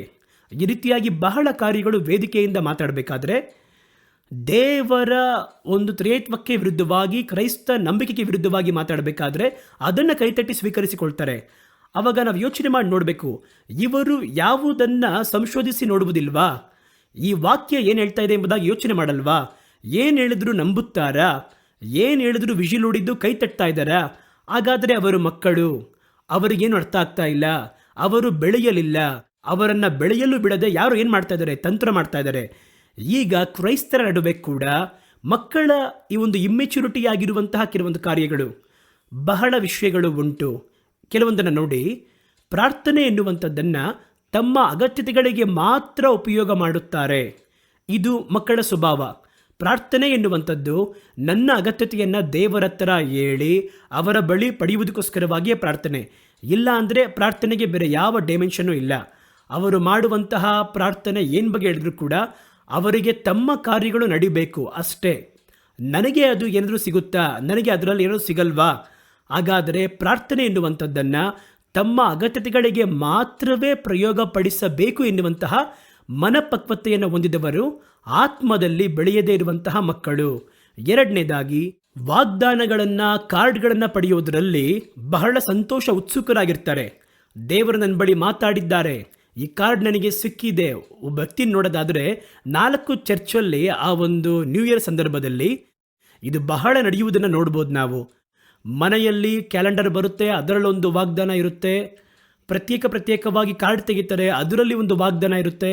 ಆ ಒಂದು ಕಾರ್ಡಲ್ಲಿ ವಾಗ್ದಾನ ಬಂದ ಕೂಡಲೇ ಅದು ನಮಗೆ ಈಗಲೇ ಬಂದು ಸಂಭವಿಸಿದೆ ಎಂಬುದಾಗಿ ಬಹಳ ಸಂತೋಷವಾಗಿರ್ತಾರೆ. ಅದೆಲ್ಲ ಒಂದು ಮಕ್ಕಳ ಸ್ವಭಾವದ ಕಾರ್ಯಗಳು. ವಾಗ್ದಾನ ಅಂದರೆ ಏನು, ಅದು ಯಾವ ರೀತಿ ನೆರವೇರುತ್ತದೆ, ಅದು ಯಾರಿಗೆ ಕೊಡಲ್ಪಡುತ್ತದೆ ಎನ್ನುವುದರ ಕುರಿತಾಗಿ ಒಂದು ಸ್ಪಷ್ಟವಾಗಿರುವ ಅರ್ಥ ಅವರಿಗೆ ಇರುವುದಿಲ್ಲ. ಅವರು ಅದನ್ನು ಸಂತೋಷ ಪಡ್ತಾರೆ. ದೇವರು ನಾನು ಈ ಚರ್ಚ್ಗೆ ಹೋದೆ, ಈ ವಾಗ್ದಾನವನ್ನಿಟ್ಟು ಈ ವಾಗ್ದಾನಗಳನ್ನು ಕೊಟ್ಟರು, ಆ ಚರ್ಚ್ಗೆ ಹೋದೆ, ಆ ವಾಗ್ದಾನವನ್ನು ಅವರು ಕೊಟ್ಟರು. 1ನೇ ತಾರೀಕು ನಡೆಯುವಂತಹ ಒಂದು ದೊಡ್ಡ ಕೂಟಕ್ಕೆ ಹೋದೆ, ಅದರಲ್ಲಿ ಈ ವಾಗ್ದಾನವನ್ನು ಕೊಟ್ಟರು ಎಂಬುದಾಗಿ. ಈ ರೀತಿ ವಾಗ್ದಾನಗಳನ್ನು ಕಾರ್ಡಲ್ಲಿ ಹೊಂದುವುದರಲ್ಲಿಯೂ ಮನೆಯಲ್ಲಿ ತಂದು ಅಂಟಿಸುವುದರಲ್ಲಿಯೂ ಸಂತೋಷವನ್ನು ಪಟ್ಟು ಆ ವಾಗ್ದಾನ ನಮಗೇ ಸಿಕ್ಕಿದೆ ಎನ್ನುವ ರೀತಿಯಲ್ಲಿ ಒಂದು ಬಿಂಬದ ಬ್ರಹ್ಮೆಯಲ್ಲಿ ಸಂತೋಷ ಪಡ್ತಾರೆ. ಅದು ಒಂದು ಮಕ್ಕಳ ಸ್ವಭಾವ. ಮೂರನೇದಾಗಿ ನೋಡಿ, ಅಭಿಷೇಕದಿಂದ ಉಂಟಾಗುವಂತಹ ಪರವಶಕ್ಕೆ ಮಾತ್ರವೇ ಅಭಿಷೇಕವನ್ನು ಉಪಯೋಗ ಮಾಡ್ತಾರೆ. ಅಭಿಷೇಕ ಬರಬೇಕಾದ್ರೆ ಒಂದು ಕೂಟಕ್ಕೆ ಬರ್ತಾರೆ, ಚೆನ್ನಾಗಿ ಕೈ ತಟ್ಟಿ ಆರ್ಭಟಿಸಬೇಕು. ಚೆನ್ನಾಗಿ ಅಭಿಷೇಕದಲ್ಲಿ ನಡೆಸಬೇಕಾದ್ರೆ ಕೈಕಾಲೆಲ್ಲ ತಟ್ಟಿ ಕೆಳಗೆ ಬೀಳಬೇಕು, ಅನ್ಯ ಭಾಷೆಯನ್ನು ಮಾತಾಡಬೇಕು, ನೆಲದಲ್ಲಿ ಬೀಳಬೇಕು. ಅದರಲ್ಲೂ ಒಂದು ಸಂತೋಷ ಅವರಿಗೆ. ಅದರ ನಂತರ ಪರಿಶುದ್ಧಾತ್ಮನು ಒಬ್ಬ ಮನುಷ್ಯನಲ್ಲಿ ಕೊಡಲ್ಪಟ್ಟಂತಹ ಉದ್ದೇಶ ತಮ್ಮಲ್ಲಿ ನೆರವೇರುವುದರ ಕುರಿತಾಗಿ ಚಿಂತನೆ ಪಡಲ್ಲ ಅವರು. 10 ವರ್ಷ ಆದರೂ ಕೂಡ ಅದೇ ಸ್ಥಿತಿಯಲ್ಲಿ ಅದರಲ್ಲಿ ಒಂದು ಸಂತೋಷ ಅವರಿಗೆ. ದೇವರಾತ್ಮನು ಇಳಿಯುವಂಥದ್ದು, ಆ ಆತ್ಮನು ಮೇಲೆ ಇಳಿದಿದ್ದಾರೆಂಬುದಾಗಿ ಹೇಳಿ ಅವರು ಅಂದುಕೊಂಡು ನೆಲದಲ್ಲಿ ಬಿದ್ದು ಆ ರೀತಿಯಾಗಿ ಇದಕ್ಕೆ ಮಾತ್ರ ಪರಿಶುದ್ಧಾತ್ಮನು ಕೊಡಲ್ಪಡಲಿಲ್ಲ. ಇದನ್ನು ಪ್ರಸಂಗ ಮಾಡಿದ್ರೂ ಕೇಳೋದಿಲ್ಲ. ಅವರಿಗೆ ಆ ಸಮಯದಲ್ಲಿ ಆ ಒಂದು ಭಾವನೆ ಬರಬೇಕು, ಆ ಪರವಶರಾಗಬೇಕು. ಇದಕ್ಕಾಗಿಯೇ ದೇವರಾತ್ಮನು ಇದನ್ನು ಒಂದು ಬಾಲಕ ಸ್ವಭಾವದಲ್ಲಿ ಆರಂಭ ಕಾಲದಲ್ಲಿರುವಂತಹ ಕಾರ್ಯಗಳು. ಮುಂದಿನ ಕಾರ್ಯವನ್ನು ನೋಡಿ, ಇದೆಲ್ಲ ಒಂದು ಚಿಕ್ಕ ಚಿಕ್ಕ ಕಾರಣ. ಅನಂತರ ವರಗಳನ್ನು ತಮಗೆ ಸಾಧಕವಾಗಿ ಉಪಯೋಗಿಸ್ತಾರೆ. ಒಂದು ಪ್ರವಾದನೆಯ ವರವ, ಅದು ಇರುವ ಹಾಗೆ ತಮಗೆ ಸಾಧಕವಾಗಿ. ಇದು ಪ್ರವಾದನೆ ನೀಡುವಂತಹ ಸೇವಕರಿಗೆ ಇದನ್ನು ಕೊಡಿ, ಅದನ್ನು ಕೊಡಿ, ಅವನನ್ನು ಘನಪಡಿಸಿರಿ, ಅವನಿಗೆ ಕಾಣಿಕೆಯನ್ನು ಕೊಡಿ ಎಂಬುದಾಗಿ ಎಲ್ಲ ಹೇಳಿ ಒಂದು ವರವನ್ನು. ಅದೇ ರೀತಿಯಾಗಿ ಕೆಲವೊಂದು ವರಗಳನ್ನು ತಮಗೆ ಸಾಧಕವಾಗಿ. ಎಲಿಮಾ ಎನ್ನುವಂತಹ ಒಬ್ಬ ಮಂತ್ರವಾದಿ ಬಗ್ಗೆ ಸತ್ಯವೇದ ಹೇಳುತ್ತದೆ. ಅವನು ದೇವರ ವರವನ್ನು ಕ್ರಯಕ್ಕೆ ಪಡೆದು ಅದನ್ನು ಉಪಯೋಗಿಸಿ ಅದರಲ್ಲಿ ಹಣ ಸಂಪಾದನೆ ಮಾಡಬೇಕು ಅಂತ ಅಂದ್ಕೊಂಡ. ಆ ರೀತಿಯಾಗಿ ವರಗಳನ್ನು ಏನು ಮಾಡ್ತಾರೆ, ತಮಗೆ ಸಾಧಕವಾಗಿ ಉಪಯೋಗಿಸಿಕೊಳ್ಳುತ್ತಾರೆ. ವರ ಎನ್ನುವಂಥದ್ದು ಮತ್ತೊಬ್ಬರನ್ನು ದೇವರೇ ನಡೆಸುವುದಕ್ಕೋ, ಮತ್ತೊಬ್ಬರನ್ನು ಕರ್ತನ ಬಳಿ ಸೇರಿಸುವುದಕ್ಕೋ, ದೇವರನ್ನು ಅವರಿಗೆ ಪ್ರಕಟಿಸಿ ತೋರಿಸುವುದಕ್ಕೋ ಸೇವೆಗೋಸ್ಕರವಾಗಿ ಕೊಡಲ್ಪಟ್ಟಂಥ ವರಗಳು. ಅದಕ್ಕೆ ಹೆಸರೇ ಮಿನಿಸ್ಟೀರಿಯಲ್ ಗಿಫ್ಟ್ಸ್ ಎಂಬುದಾಗಿ ಹೇಳ್ತಾರೆ. ಸೇವೆಯನ್ನು ಮಾಡುವುದಕ್ಕೆ ಮಾತ್ರ ವರಗಳು, ಆದರೆ ಅದನ್ನು ಮಾಡುವುದಿಲ್ಲ. ಇನ್ನು ಕೆಲವರನ್ನು ನೋಡುವುದಾದರೆ ಧರ್ಮಕ್ಕೆ ಸಂಬಂಧಪಟ್ಟ ಮೂಢನಂಬಿಕೆಗಳನ್ನು ದೃಢವಾಗಿ ನಂಬುತ್ತಾರೆ. ಕ್ರೈಸ್ತ ಮೂಢನಂಬಿಕೆಗಳು ಉಂಟು, ಧರ್ಮಕ್ಕೆ ಸಂಬಂಧಪಟ್ಟಂತಹ ನಂಬಿಕೆಗಳು. ಬೈಬಲ್ನ ತಲೆಕೆಳಗಿಟ್ಟು ಮಲಗಿದರೆ ಕೆಟ್ಟ ಕನಸುಗಳು ಬರುವುದಿಲ್ಲ. ರಾತ್ರಿ ಸೈತನ ನಮ್ಮನ್ನು ಬಂದು ಅದುಮಲ್ಲ, ಆ ರೀತಿ ಬೈಬಲ್ನ ತಲೆಕೆಳಗೆ ಇಟ್ಟು ಮಲಗುವಂತಹ ಅನೇಕರನ್ನು ನೋಡಿದ್ದೇವೆ. ಲೆಂಟ್ ದಿನಗಳಲ್ಲಿ ನಾವು ಮಾಂಸ ತಿನ್ನೋದಿಲ್ಲ, ನಾವು ಪ್ರತಿ ಶುಕ್ರವಾರ ವ್ರತ ಇರ್ತೀವಿ. ಲೆಂಟ್ ದಿನಗಳು ಎಂಬುದಾಗಿ 40 ದಿನ ಇಟ್ಟಿರ್ತಾರೆ, ಅದರಲ್ಲಿ ನಾವು ವ್ರತವನ್ನು ಇರ್ತೀವಿ. ಒಳ್ಳೆ ವಸ್ತ್ರವನ್ನು ಧರಿಸಿಕೊಳ್ಳುವುದಿಲ್ಲ, ವರ್ಣದ ವಸ್ತ್ರಗಳನ್ನು ಧರಿಸುವುದಿಲ್ಲ, ಸ್ತ್ರೀಯರಾಗಿದ್ದರೆ ತಲೆಯಲ್ಲಿ ಹೂ ಮೂಡಲ್ಲ. ನಾವು ಈ ರೀತಿ ಇರ್ತೀವಿ, ಆ ರೀತಿ ಇರ್ತೀವಿ ಎಂಬುದಾಗಿ ಹೇಳಿ ಆ 40 ದಿನಗಳು ಪರಿಶುದ್ಧತೆಯನ್ನು ಕಾಪಾಡ್ಕೊಂತಾರೆ. ಇದು ಬೇರೆ ಧರ್ಮಗಳಲ್ಲಿ ಈ ರೀತಿಯಾಗಿರುವಂತಹ ನಂಬಿಕೆಗಳು ಉಂಟು. 40 ದಿನ ವ್ರತ ಇರುವಂಥದ್ದು, ಕಾಲಲ್ಲಿ ಚಪ್ಪಲಿ ಹಾಕದೇ ಇರುವಂಥದ್ದು, ಬರಿಗಾಲಲ್ಲಿ ನಡೀತೀನಿ ಅಂತ ಹೇಳುವುದು, ನೆಲದ ಮೇಲೆ ಮಲಗುತ್ತೇನೆ ಎಂಬುದಾಗಿ ಹೇಳುವುದು, ಇದಕ್ಕೆ ಸಮವಾಗಿರುವ ಕಾರ್ಯಗಳನ್ನು ಇವರೇ ಅಂದುಕೊಂಡು ಇದರ ಮೂಲಕ ಯಾಕೆ ಎಂಬುದಾಗಿ ಅವ್ರ ಹತ್ರ ಕೇಳಿದ್ರೆ ಗೊತ್ತಾಗೋದು. ಇದನ್ನು ಮಾಡೋದ್ರಿಂದ ನಿಮಗೇನು ಸಿಗುತ್ತದೆ, ಪರಲೋಕಕ್ಕೆ ಏನು ಸಿಗುತ್ತದೆ ಗೊತ್ತಿಲ್ಲ ನಮಗೆ. ಆದರೆ ಅದನ್ನು ಅನುಸರಿಸುವವರನ್ನು ಬಹಳ ಕುಟುಂಬಗಳನ್ನು ನೋಡಿದ್ದೇವೆ. ಇದೆಲ್ಲ ಮಕ್ಕಳ ರೀತಿಯಾಗಿರುವ ಕಾರ್ಯಗಳು. ಅದೇ ರೀತಿಯಾಗಿ ಪ್ರಾರ್ಥನೆಯ ನೀರು, ಅನಂತರ ಮಂತ್ರಿಸಿದಂತಹ ಈ ನೂಲುಗಳನ್ನು ಕ್ರೈಸ್ತರ ನಡುವೆ ಕೂಡ ಇದೆ. ಅದು ಮನೆಗಳಲ್ಲಿ ಇಟ್ಟು ಇಂಥ ಕಾರ್ಯಗಳನ್ನು ಮಾಡೋದ್ರಿಂದ ನಮಗೆ ಒಳ್ಳೆಯದು ಸಿಗುತ್ತೆ ಎಂಬುದಾಗಿ ನಂಬುವಂಥದ್ದು. ಇದೆಲ್ಲ ಬಾಲಕರ ಒಂದು ನಂಬಿಕೆಗಳು. ಒಮ್ಮೆ ಒಬ್ಬ ಸ್ನೇಹಿತರೊಬ್ಬರು ಹೇಳಿದರು, ಇಸ್ರೇಲ್ ದೇಶಕ್ಕೆ ಒಂದು ಚಿಕ್ಕ ಗುಂಪು, 40 ಮಂದಿ ಇರುವಂಥ ಒಂದು ಗುಂಪು ಅವರನ್ನು ಕರೆಕೊಂಡು ಹೋಗಿದ್ದರು. ಅವರು ಆ ಯೆರೂಸಲೇಮ್ ಪಟ್ಟಣದಲ್ಲಿ ಕಾಲಿಟ್ಟ ಕೂಡಲೇ ಹಾಗೆ ಆ ಪರಿಶುದ್ಧಾತ್ಮನ ನಮ್ಮ ಮೇಲೆ ಇಳಿದರು. ಅವರು ಇಲ್ಲೇ ಇದ್ದಾರೆ ಎಂಬುದಾಗಿ ಹೇಳಿ ಕೆಳಗೆ ಬಿದ್ದು ಅವರು ಉರುಳಾಡಿದ್ರಂತೆ. ಒಂದು 30-40 ಮಂದಿ ಕೆಳಗೆ ಬಿದ್ದು ಉರುಳಾಡಿದ್ರಂತೆ. ಆ ಅಭಿಷೇಕ, ಆ ಮೊದಲ ಶತಮಾನದಲ್ಲಿ ಬಂದಂತಹ ಅಭಿಷೇಕ ಯೆರೂಸಲೇಮಿನಲ್ಲಿ ಇನ್ನೂ ಅದೇ ರೀತಿಯಾಗಿದೆ, ಅದನ್ನು ನೋಡಿದ್ವಿ ಎಂಬುದಾಗಿ ಹೇಳಿ ಮಣ್ಣನ್ನು ಬಾಚಿಕೊಂಡು ಮನೆಗೆ ಬರುವುದು, ಕಲ್ಲನ್ನು ಬಾಚಿಕೊಂಡು ಮನೆಗೆ ಬರುವುದು, ಯೋರ್ದಾನ್ ಹೊಳೆಯಲ್ಲಿ ಇರುವ ನೀರನ್ನು ತಗೊಂಡು ಬರುವಂಥದ್ದು, ಅದನ್ನು ತಂದಿಡುವಂಥದ್ದು, ಇದೆಲ್ಲ ಬಹಳ ಒಂದು ಬಾಲಕ ರೀತಿಯಲ್ಲಿರುವಂತಹ ನಂಬಿಕೆಗಳು. ಪರಿಶುದ್ಧಾತ್ಮನು ಯೆರೂಸಲೇಮಿನಲ್ಲಿ ಇಳಿದು ಇನ್ನು ಯೆರೂಸಲೇಮಿನಲ್ಲಿ ಅವರು ಸುತ್ತುತ್ತಾ ಇದ್ದಾರಾ? ಹಾಗಾದರೆ ನಿನ್ನೆ ಸಭೆಯಲ್ಲಿ, ನಿಮ್ಮ ಊರ ಸಭೆಯಲ್ಲಿ ಅಭಿಷೇಕವನ್ನು ಅನುಗ್ರಹಿಸಿದ್ರಲ್ಲ, ಹಾಗಾದರೆ ಅವರು ಯಾರು? ಇದೆಲ್ಲ ಯೋಚನೆ ಮಾಡುವುದಿಲ್ಲ. ಇದು ಬಾಲಕರ ರೀತಿಯಾಗಿರುವ ಕಾರ್ಯ. ಹಾಗಾಗಿ ಬೆಳೆಯುತ್ತೇವೆ ಎಂದರೆ ಬಾಲಕರಾಗಿರಬೇಕಾದ್ರೆ ಇದೊಂದು ದೊಡ್ಡ ತಪ್ಪೇನೆಲ್ಲ. ಮಕ್ಕಳಾಗಿ ಇವಾಗಿನ್ನ ಬಂದಿದ್ದಾರೆ, ರಕ್ಷಣೆ ಹೊಂದಿದ್ದಾರೆ, ಬೇರೆ ಧರ್ಮದ ಹಿನ್ನೆಲೆಯಿಂದ ಬಂದಿದ್ದಾರೆ, ಇದೆಲ್ಲ ಒಂದು ದೊಡ್ಡ ತಪ್ಪೇನಿಲ್ಲ. ಆದರೆ ಅದು ಕೆಲವು ಸಂದರ್ಭದಲ್ಲಿ ನೋಡಬೇಕಾದ್ರೆ ಸಾಮಾನ್ಯವಾಗಿ ಚೆನ್ನಾಗಿ ಕೂಡ ಇರುತ್ತೆ. ಅವರ ಒಂದು ನಂಬಿಕೆಯನ್ನು ನೋಡಬೇಕಾದ್ರೆ ಇದು ತಪ್ಪುಗಳಲ್ಲ. ಮಕ್ಕಳ ಪ್ರಾಯದಲ್ಲಿ ಇದೆಲ್ಲ ಒಂದು ಸಹಜವಾಗಿರುವಂಥ ವಿಷಯವೇ. ಆದರೆ ಬೆಳೆಯುವಾಗ ಅದನ್ನು ಹಿಂಬಾಲಿಸಲು ಮುಂದಾಗುವುದಾದರೆ ಅದನ್ನು ಚಿಂತಿಸಬೇಕು. ಒಂದು ಮಗು ಮನೆಯಲ್ಲಿದೆ, ಗೊತ್ತಿಲ್ಲದೆ ಮಾತಾಡ್ತಾ ಇದೆ, ಗೊತ್ತಿಲ್ಲದೆ ಯೋಚನೆ ಮಾಡ್ತಾ ಇದೆ, ಏನೂ ಇಲ್ಲದೆ ಅವರ ಚಿಂತನೆಯನ್ನು ಪ್ರಶ್ನೆಯ ಕೇಳ್ತಾ ಇದೆ, ನಮಗೆ ಸಂತೋಷವಾಗಿರುತ್ತೆ.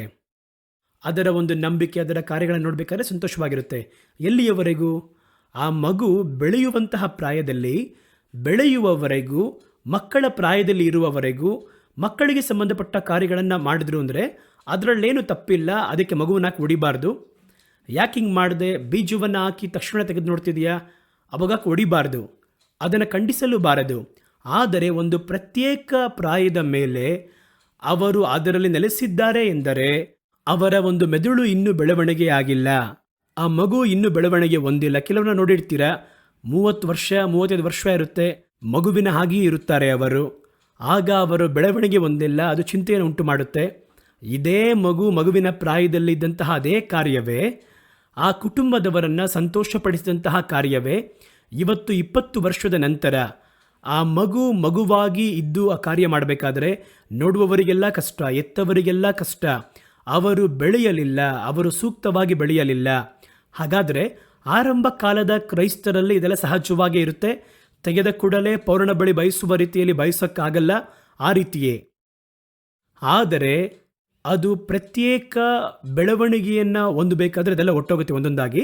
ಬೇಡದಿರುವಂತಹ ಒಂದೇ ಕರ್ತನು ಏನು ಹೇಳಕ್ಕೆ ಬರ್ತಾ ಇದ್ದಾರೆ, ಯಾವುದು ನಮಗೆ ಮುಖ್ಯ, ಯಾವುದು ನಮ್ಮನ್ನು ಆಶೀರ್ವಾದ ಮಾಡುತ್ತೆ, ಯಾವುದು ನಮ್ಮನ್ನು ಕರ್ತನಲ್ಲಿ ನಡೆಸುತ್ತೆ ಎನ್ನುವಂಥದ್ದನ್ನು ಅದನ್ನು ಗ್ರಹಿಸಿ ಸಂಶೋಧಿಸುವಂಥ ಕಾರ್ಯ ಒಳಗೆ ಬರುವುದಾದರೆ ಈ ಬಾಲಕರ ಸ್ವಭಾವಗಳು ದೂರ ಹೋಗುತ್ತದೆ ಅಂತ ಹೇಳಿದರೆ ಖಂಡಿತವಾಗಿ ನೀವು ಬೆಳೀತಿದ್ದೀರ ಅಂತ ಅರ್ಥ. ನೀವು ಒಂದು 15-20 ವರ್ಷವಾಗಿ ಇದನ್ನೇ ಕೈಗೊಳ್ತಾ ಇದ್ದು ನೀವು ಬೆಳೆಯಬೇಕಾಗಿರುವ ಪ್ರಾಯದಲ್ಲಿ ಬೆಳೆಯದೇ ಇದ್ದರೆ ನೀವು ಚಿಂತಿಸಬೇಕಾಗಿರುವಂತಹ ಮನುಷ್ಯರು. ಪರಲೋಕ ನಿಮ್ಮ ಬಗ್ಗೆ ಚಿಂತಿಸುತ್ತದೆ, ಕರ್ತನ ನಿಮ್ಮ ಬಗ್ಗೆ ಚಿಂತಿಸುತ್ತಾರೆ. ಯಾಕೆಂದರೆ ನಾವು ಇನ್ನೂ ಆ ಬೆಳವಣಿಗೆಯನ್ನು ಹೊಂದಿಲ್ಲ ಎನ್ನುವುದು ಅರ್ಥ. ಎರಡನೇ ಕಾರ್ಯವನ್ನು ನೋಡಿ, ಬೆಳವಣಿಗೆಯ ಎರಡನೆಯ ಒಂದು ಗುರುತು, ಒಬ್ಬ ಕ್ರಿಸ್ತನಲ್ಲಿ ಬೆಳಿಬೇಕಾದ್ರೆ ಅವನು ಬೆಳೆಯುತ್ತಾನೆ ಎನ್ನುವುದಕ್ಕೆ ಎರಡನೇ ಗುರುತು, ತನ್ನ ಸ್ವಾರ್ಥವನ್ನು ಬಿಟ್ಟು ದೇವರನ್ನು ಹಿಂಬಾಲಿಸುತ್ತಾನೆ. ತನ್ನ ಸ್ವಾರ್ಥವನ್ನು ಸ್ವಲ್ಪವಾಗಿ ನನಗೆ ಎಂಬುದಾಗಿ ಹುಡುಕುವುದನ್ನು ಬಿಟ್ಟು ಪ್ರತಿನಿತ್ಯ ದೇವರಿಗೆ ಎಂಬುದಾಗಿ ಹುಡುಕುವುದಕ್ಕೆ ಆರಂಭಿಸುತ್ತಾನೆ. ಆ ರೀತಿ ಬರುವುದಾದರೆ ಅವನು ಬೆಳೆಯುತ್ತಾನೆ ಎಂಬುದಾಗಿ ಅರ್ಥ. ಸತ್ಯವೇದವನ್ನು ಹೇಳುತ್ತದೆ. ಲೂಕನ ಸುವಾರ್ತೆ 9ನೇ ಅಧ್ಯಾಯ 23-24 ವಾಕ್ಯದಲ್ಲಿ ದೇವರು ಹೇಳುತ್ತಾರೆ, ಅನಂತರ ಅವರು ಎಲ್ಲರನ್ನ ನೋಡಿ, ಒಬ್ಬನು ನನ್ನನ್ನು ಹಿಂಬಾಲಿಸುವುದಾದರೆ ಅವನು ತನ್ನನ್ನು ತಾನು ನಿರಾಕರಿಸಿ ತನ್ನ ಶಿಲುಬೆಯನ್ನು ಅನುದಿನವೂ ತೆಗೆದುಕೊಂಡು ನನ್ನನ್ನು ಹಿಂಬಾಲಿಸಲಿ. ತನ್ನ ಪ್ರಾಣವನ್ನು ಸಂಪಾದಿಸಿಕೊಳ್ಳಲು ಬಯಸುವವನು ಅದನ್ನು ಕಳಕೊಳ್ಳುವನು, ನನ್ನ ನಿಮಿತ್ತವಾಗಿ ತನ್ನ ಪ್ರಾಣವನ್ನು ಕಳಕೊಳ್ಳುವವನು ಅದನ್ನು ಪಡೆದುಕೊಳ್ಳುವನು. ಹಾಗಾಗಿ ಒಬ್ಬನು ದೇವರಲ್ಲಿ ಬೆಳೆಯುತ್ತಾನೆ ಎಂದರೆ ಬೆಳೆಯುವುದಕ್ಕಿಂತ ಮುಂಚೆ ಹೆಂಗಿರ್ತಾನೆ ಅಂತ ಕೇಳಿದರೆ, ಕರ್ತೃತ್ವಕ್ಕೆ ಬೇಕಾಗಿರುವ ಎಲ್ಲ ಕಾರ್ಯಗಳು ತನಗೆ ಸಾಧಕವಾಗಿ ಬರಬೇಕು, ತನ್ನ ಸ್ವಾರ್ಥಕ್ಕೆ ಉಪಯೋಗಿಸಬೇಕು. ಸೇವೆ ಮಾಡಿದ್ರೆ ಅದರ ಮುಖಾಂತರ ನಾನು ಬೆಳಿಬೇಕು, ಒಂದು ಸಭೆಗೆ ಹೋದರೆ ನನಗೆ ಒಳಿತು ಸಿಗಬೇಕು. ಹಾಗಾದರೆ ತನ್ನ ಸ್ವಾರ್ಥವನ್ನು ಕೇಂದ್ರವಾಗಿಟ್ಟುಕೊಂಡು ದೇವರನ್ನು ಹುಡುಕ್ತಾನೆ. ಅದು ಬಾಲಕನ ಸ್ವಭಾವ. ಅವನು ಬೆಳೆದಿದ್ದಾನೆ ಅಂತ ಹೇಳಿದ್ರೆ ತನ್ನ ಸ್ವಾರ್ಥಕ್ಕಾಗಿ ದೇವರನ್ನು ಹುಡುಕುವುದಿಲ್ಲ, ದೇವರಿಗೋಸ್ಕರವಾಗಿ ದೇವರನ್ನು ಹುಡುಕುವಂಥದ್ದು. ಹಾಗಾದರೆ ಇವ್ರೇನು ಮಾಡ್ತಾರೆ ಅಂತ ಹೇಳಿದ್ರೆ, ಇವಾಗ ನೋಡಿ, ಮೊದಲು ಬಾಲಕನಾಗಿದ್ದವನು ಪ್ರಾರ್ಥನೆ ಮಾಡೋದು ನಮಗೆ ಒಳ್ಳೇದಾಗಬೇಕು, ಚರ್ಚಿಗೆ ಹೋದರೆ ಒಳ್ಳೇದು ಬರಬೇಕು, ಕಾಣಿಕೆಯನ್ನು ಕೊಟ್ಟರೆ ಹತ್ತಾಗಿ ಹಿಂದಿರುಗಿ ಬರಬೇಕು, ಒಂದು ಸೇವೆಗೆ ಹೋದರೆ ಕುಟುಂಬ ಕಾಪಾಡಲ್ಪಡಬೇಕು, ಎಲ್ಲವನ್ನ ತನ್ನ ಸ್ವಾರ್ಥವನ್ನು ಕೇಂದ್ರವಾಗಿಟ್ಟಿರ್ತಾರೆ. ಆದರೆ ಬೆಳೆದವನು ಏನು ಮಾಡ್ತಾನೆ, ದೇವರಲ್ಲಿ ಬೆಳೆದವನು ತನ್ನನ್ನು ಮುಂದಿಟ್ಟು ಅಲ್ಲ, ದೇವರನ್ನ ಮುಂದಿಟ್ಟು ಕಾರ್ಯಗಳನ್ನು ಮಾಡ್ತಾನೆ. ಅದುವೇ ಬಹಳ ಮುಖ್ಯವಾದದ್ದು. ಹಾಗಾಗಿ ಏನು ಮಾಡ್ತಾರೆ ಅಂತ ಹೇಳಿದ್ರೆ, ದೇವರು ವೃದ್ಧಿಯಾಗಬೇಕು, ನಾನು ಕಡಿಮೆ ಆಗಬೇಕು ಎನ್ನುವಂತಹ ಮನಪಕ್ವತೆಯಲ್ಲಿ ಬರ್ತಾರೆ. ಅದುವೇ ಪ್ರಬುದ್ಧತೆ, ಬೆಳವಣಿಗೆ. ದೇವರಲ್ಲಿ ಬೆಳೆಯುವಾಗ ನಾನು ನನ್ನನ್ನು ಬೆಳೆಸಿಕೊಳ್ಳಬೇಕು ಎಂಬುದಾಗಿ ಯೋಚನೆ ಮಾಡಿದರೆ ಇನ್ನೂ ನೀವು ಬೆಳೆಯಲಿಲ್ಲ ಎಂಬುದಾಗಿ ಅರ್ಥ. ನಾನು ಕಡಿಮೆಯಾಗಬೇಕು, ಕರ್ತನು ವೃದ್ಧಿಯಾಗಬೇಕು, ಆ ರೀತಿ ಇರುವುದಾದರೆ ಅದುವೇ ಮೆಚ್ಯೂರಿಟಿ, ಅದುವೇ ಪ್ರಬುದ್ಧತೆ. ಅದು ನಿಮ್ಮಲ್ಲಿ ಬರುತ್ತಾ ಎಂಬುದಾಗಿ ನೋಡಿ. ಸ್ವಲ್ಪವಾಗಿ ತಮ್ಮ ಸ್ವಾರ್ಥಕ್ಕೋಸ್ಕರವಾಗಿ ದೇವರನ್ನು ಹುಡುಕುವುದನ್ನು ಬಿಟ್ಟು ದೇವರ ಮಹಿಮೆಗೋಸ್ಕರವಾಗಿ ಹುಡುಕಬೇಕು, ದೇವರನ್ನು ಮಹಿಮೆ ಪಡಿಸಬೇಕು, ದೇವರ ಕಾರ್ಯದ ಬಗ್ಗೆ ಯೋಚನೆ ಮಾಡಬೇಕು ಎನ್ನುವ ಮನಪಕ್ವತೆ ಬಂದರೆ ನೀವು ಬೆಳೆಯುತ್ತಾ ಇದ್ದೀರಾ, ಬೆಳೆದಿದ್ದೀರಿ ಎಂಬುದಾಗಿ ಅರ್ಥ. ಸ್ನಾನಿಕನಾದ ಯೋಹಾನನ ಸ್ಟೇಟ್ಮೆಂಟ್ನ ನೋಡಿ. ಯೋಹಾನ 3ನೇ ಅಧ್ಯಾಯ 30ನೇ ವಾಕ್ಯ ಹೇಳುತ್ತದೆ, ಮೊದಲಗಿತ್ತಿಯುಳ್ಳವನೇ ಮದಲಿಂಗನು, ಆದರೂ ಮದಲಿಂಗನ ಗೆಳೆಯನು ಅವನ ಹತ್ತಿರ ನಿಂತುಕೊಂಡು ಅವನ ಮಾತುಗಳನ್ನು ಕೇಳಿ ಮದಲಿಂಗನ ಧ್ವನಿಗೆ ಬಹು ಸಂತೋಷ ಪಡುತ್ತಾನಲ್ಲವೇ. ದೇವರೇ ಯಜಮಾನನು, ಮದಲಿಂಗನಿಗೆ ಅವರೇ ಸ್ವಂತ. ನಾವು ಸೇವಕರು, ಆ ಮದಲಿಂಗನ ಸ್ನೇಹಿತರು. ನಮಗೆ ಅವರು ಸಂತೋಷ ಪಡುವುದನ್ನು ನೋಡಿ ಸಂತೋಷ ಪಡಬೇಕು ನಾವು. ಅವ್ರು ಹೇಳಿದ್ನ ಸ್ವಲ್ಪ ಓದ್ ನೋಡಿ ನೀವು. ಆ ಮೊದಲಿಂಗನ ಸಂತೋಷವೇ ನಮಗೆ ಮುಖ್ಯ. ಅವರನ್ನು ಸಂತೋಷಪಡಿಸಿ ನಾವು ನೋಡಬೇಕು. ಆ ಮನಸ್ಥಿತಿ ನಮ್ಮಲ್ಲಿ ಬರಬೇಕು. ಏಕೆಂದರೆ ಅವರೇ ಮೊದಲಿಂಗನು. ಅವರು ಮೊದಲಿಗತಿಯ ಕುರಿತಾಗಿ ನಾವು ಮೊದಲಿಂಗನ ಸ್ನೇಹಿತರು. ಮೊದಲಿಂಗನ ಶಬ್ದದ ಕುರಿತಾಗಿ ಬಹಳ ಸಂತೋಷ ಪಡಬೇಕು ನಾವು. ಈ ಒಂದು ಸಂತೋಷ ಈಗ ನನಗೆ ಉಂಟಾಗಿದೆ.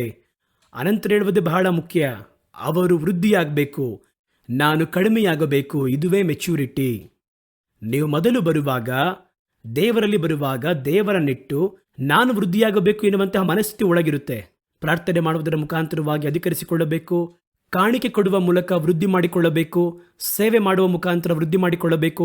ಸೇವೆಗೆ ಬರಬೇಕಾದ್ರೆ ಒಂದೇ ಒಂದು ಮನೆ ಇತ್ತು, ಇವತ್ತು ನೋಡಿ ನನಗೆ 15 ಮನೆಗಳು ಇರುವಂಥದ್ದಾಗಿದೆ, ಇಷ್ಟೊಂದಿದೆ ಎಂಬುದಾಗಿ ಹೇಳಿ.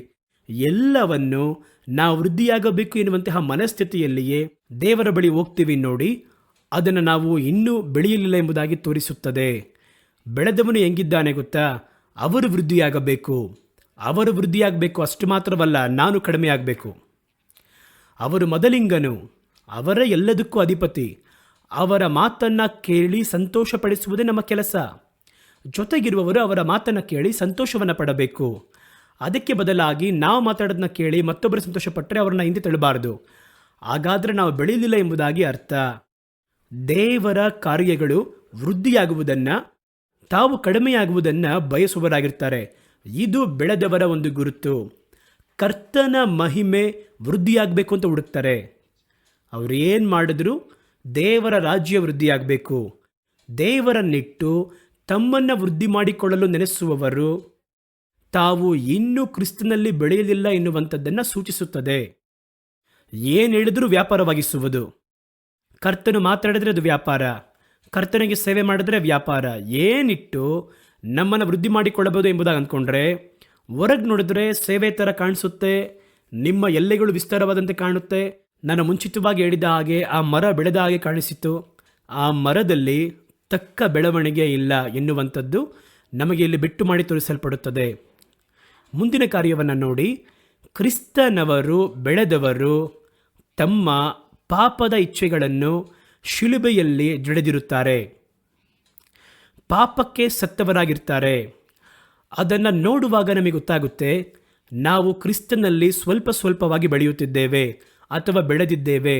ಅದುವೇ ಮೆಚ್ಯೂರಿಟಿ. ಗಲಾತ್ಯದವರಿಗೆ 5:24 ಈ ರೀತಿ ಹೇಳುತ್ತದೆ. 5:20 ಈ ರೀತಿ ಹೇಳುತ್ತದೆ. ಮೊದಲು 5:24 ಓದ್ತೀನಿ.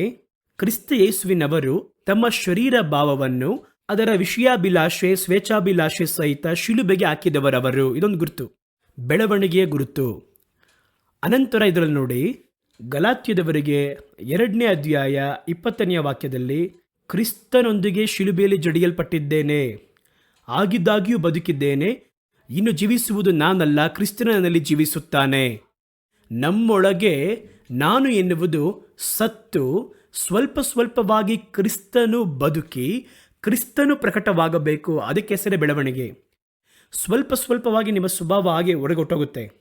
ಬೀಜ ಹಾಕಿದಾಗ ಅದನ್ನು ಬೆಳವಣಿಗೆ ಅಂತ ಹೆಂಗೆ ಹೇಳ್ತೀವಿ ಅಂದರೆ, ಆ ಬೀಜದ ರೂಪ ಮಾರ್ಪಡುತ್ತೆ, ಬೀಜದ ಸ್ವಭಾವ ಮಾರ್ಪಡುತ್ತೆ.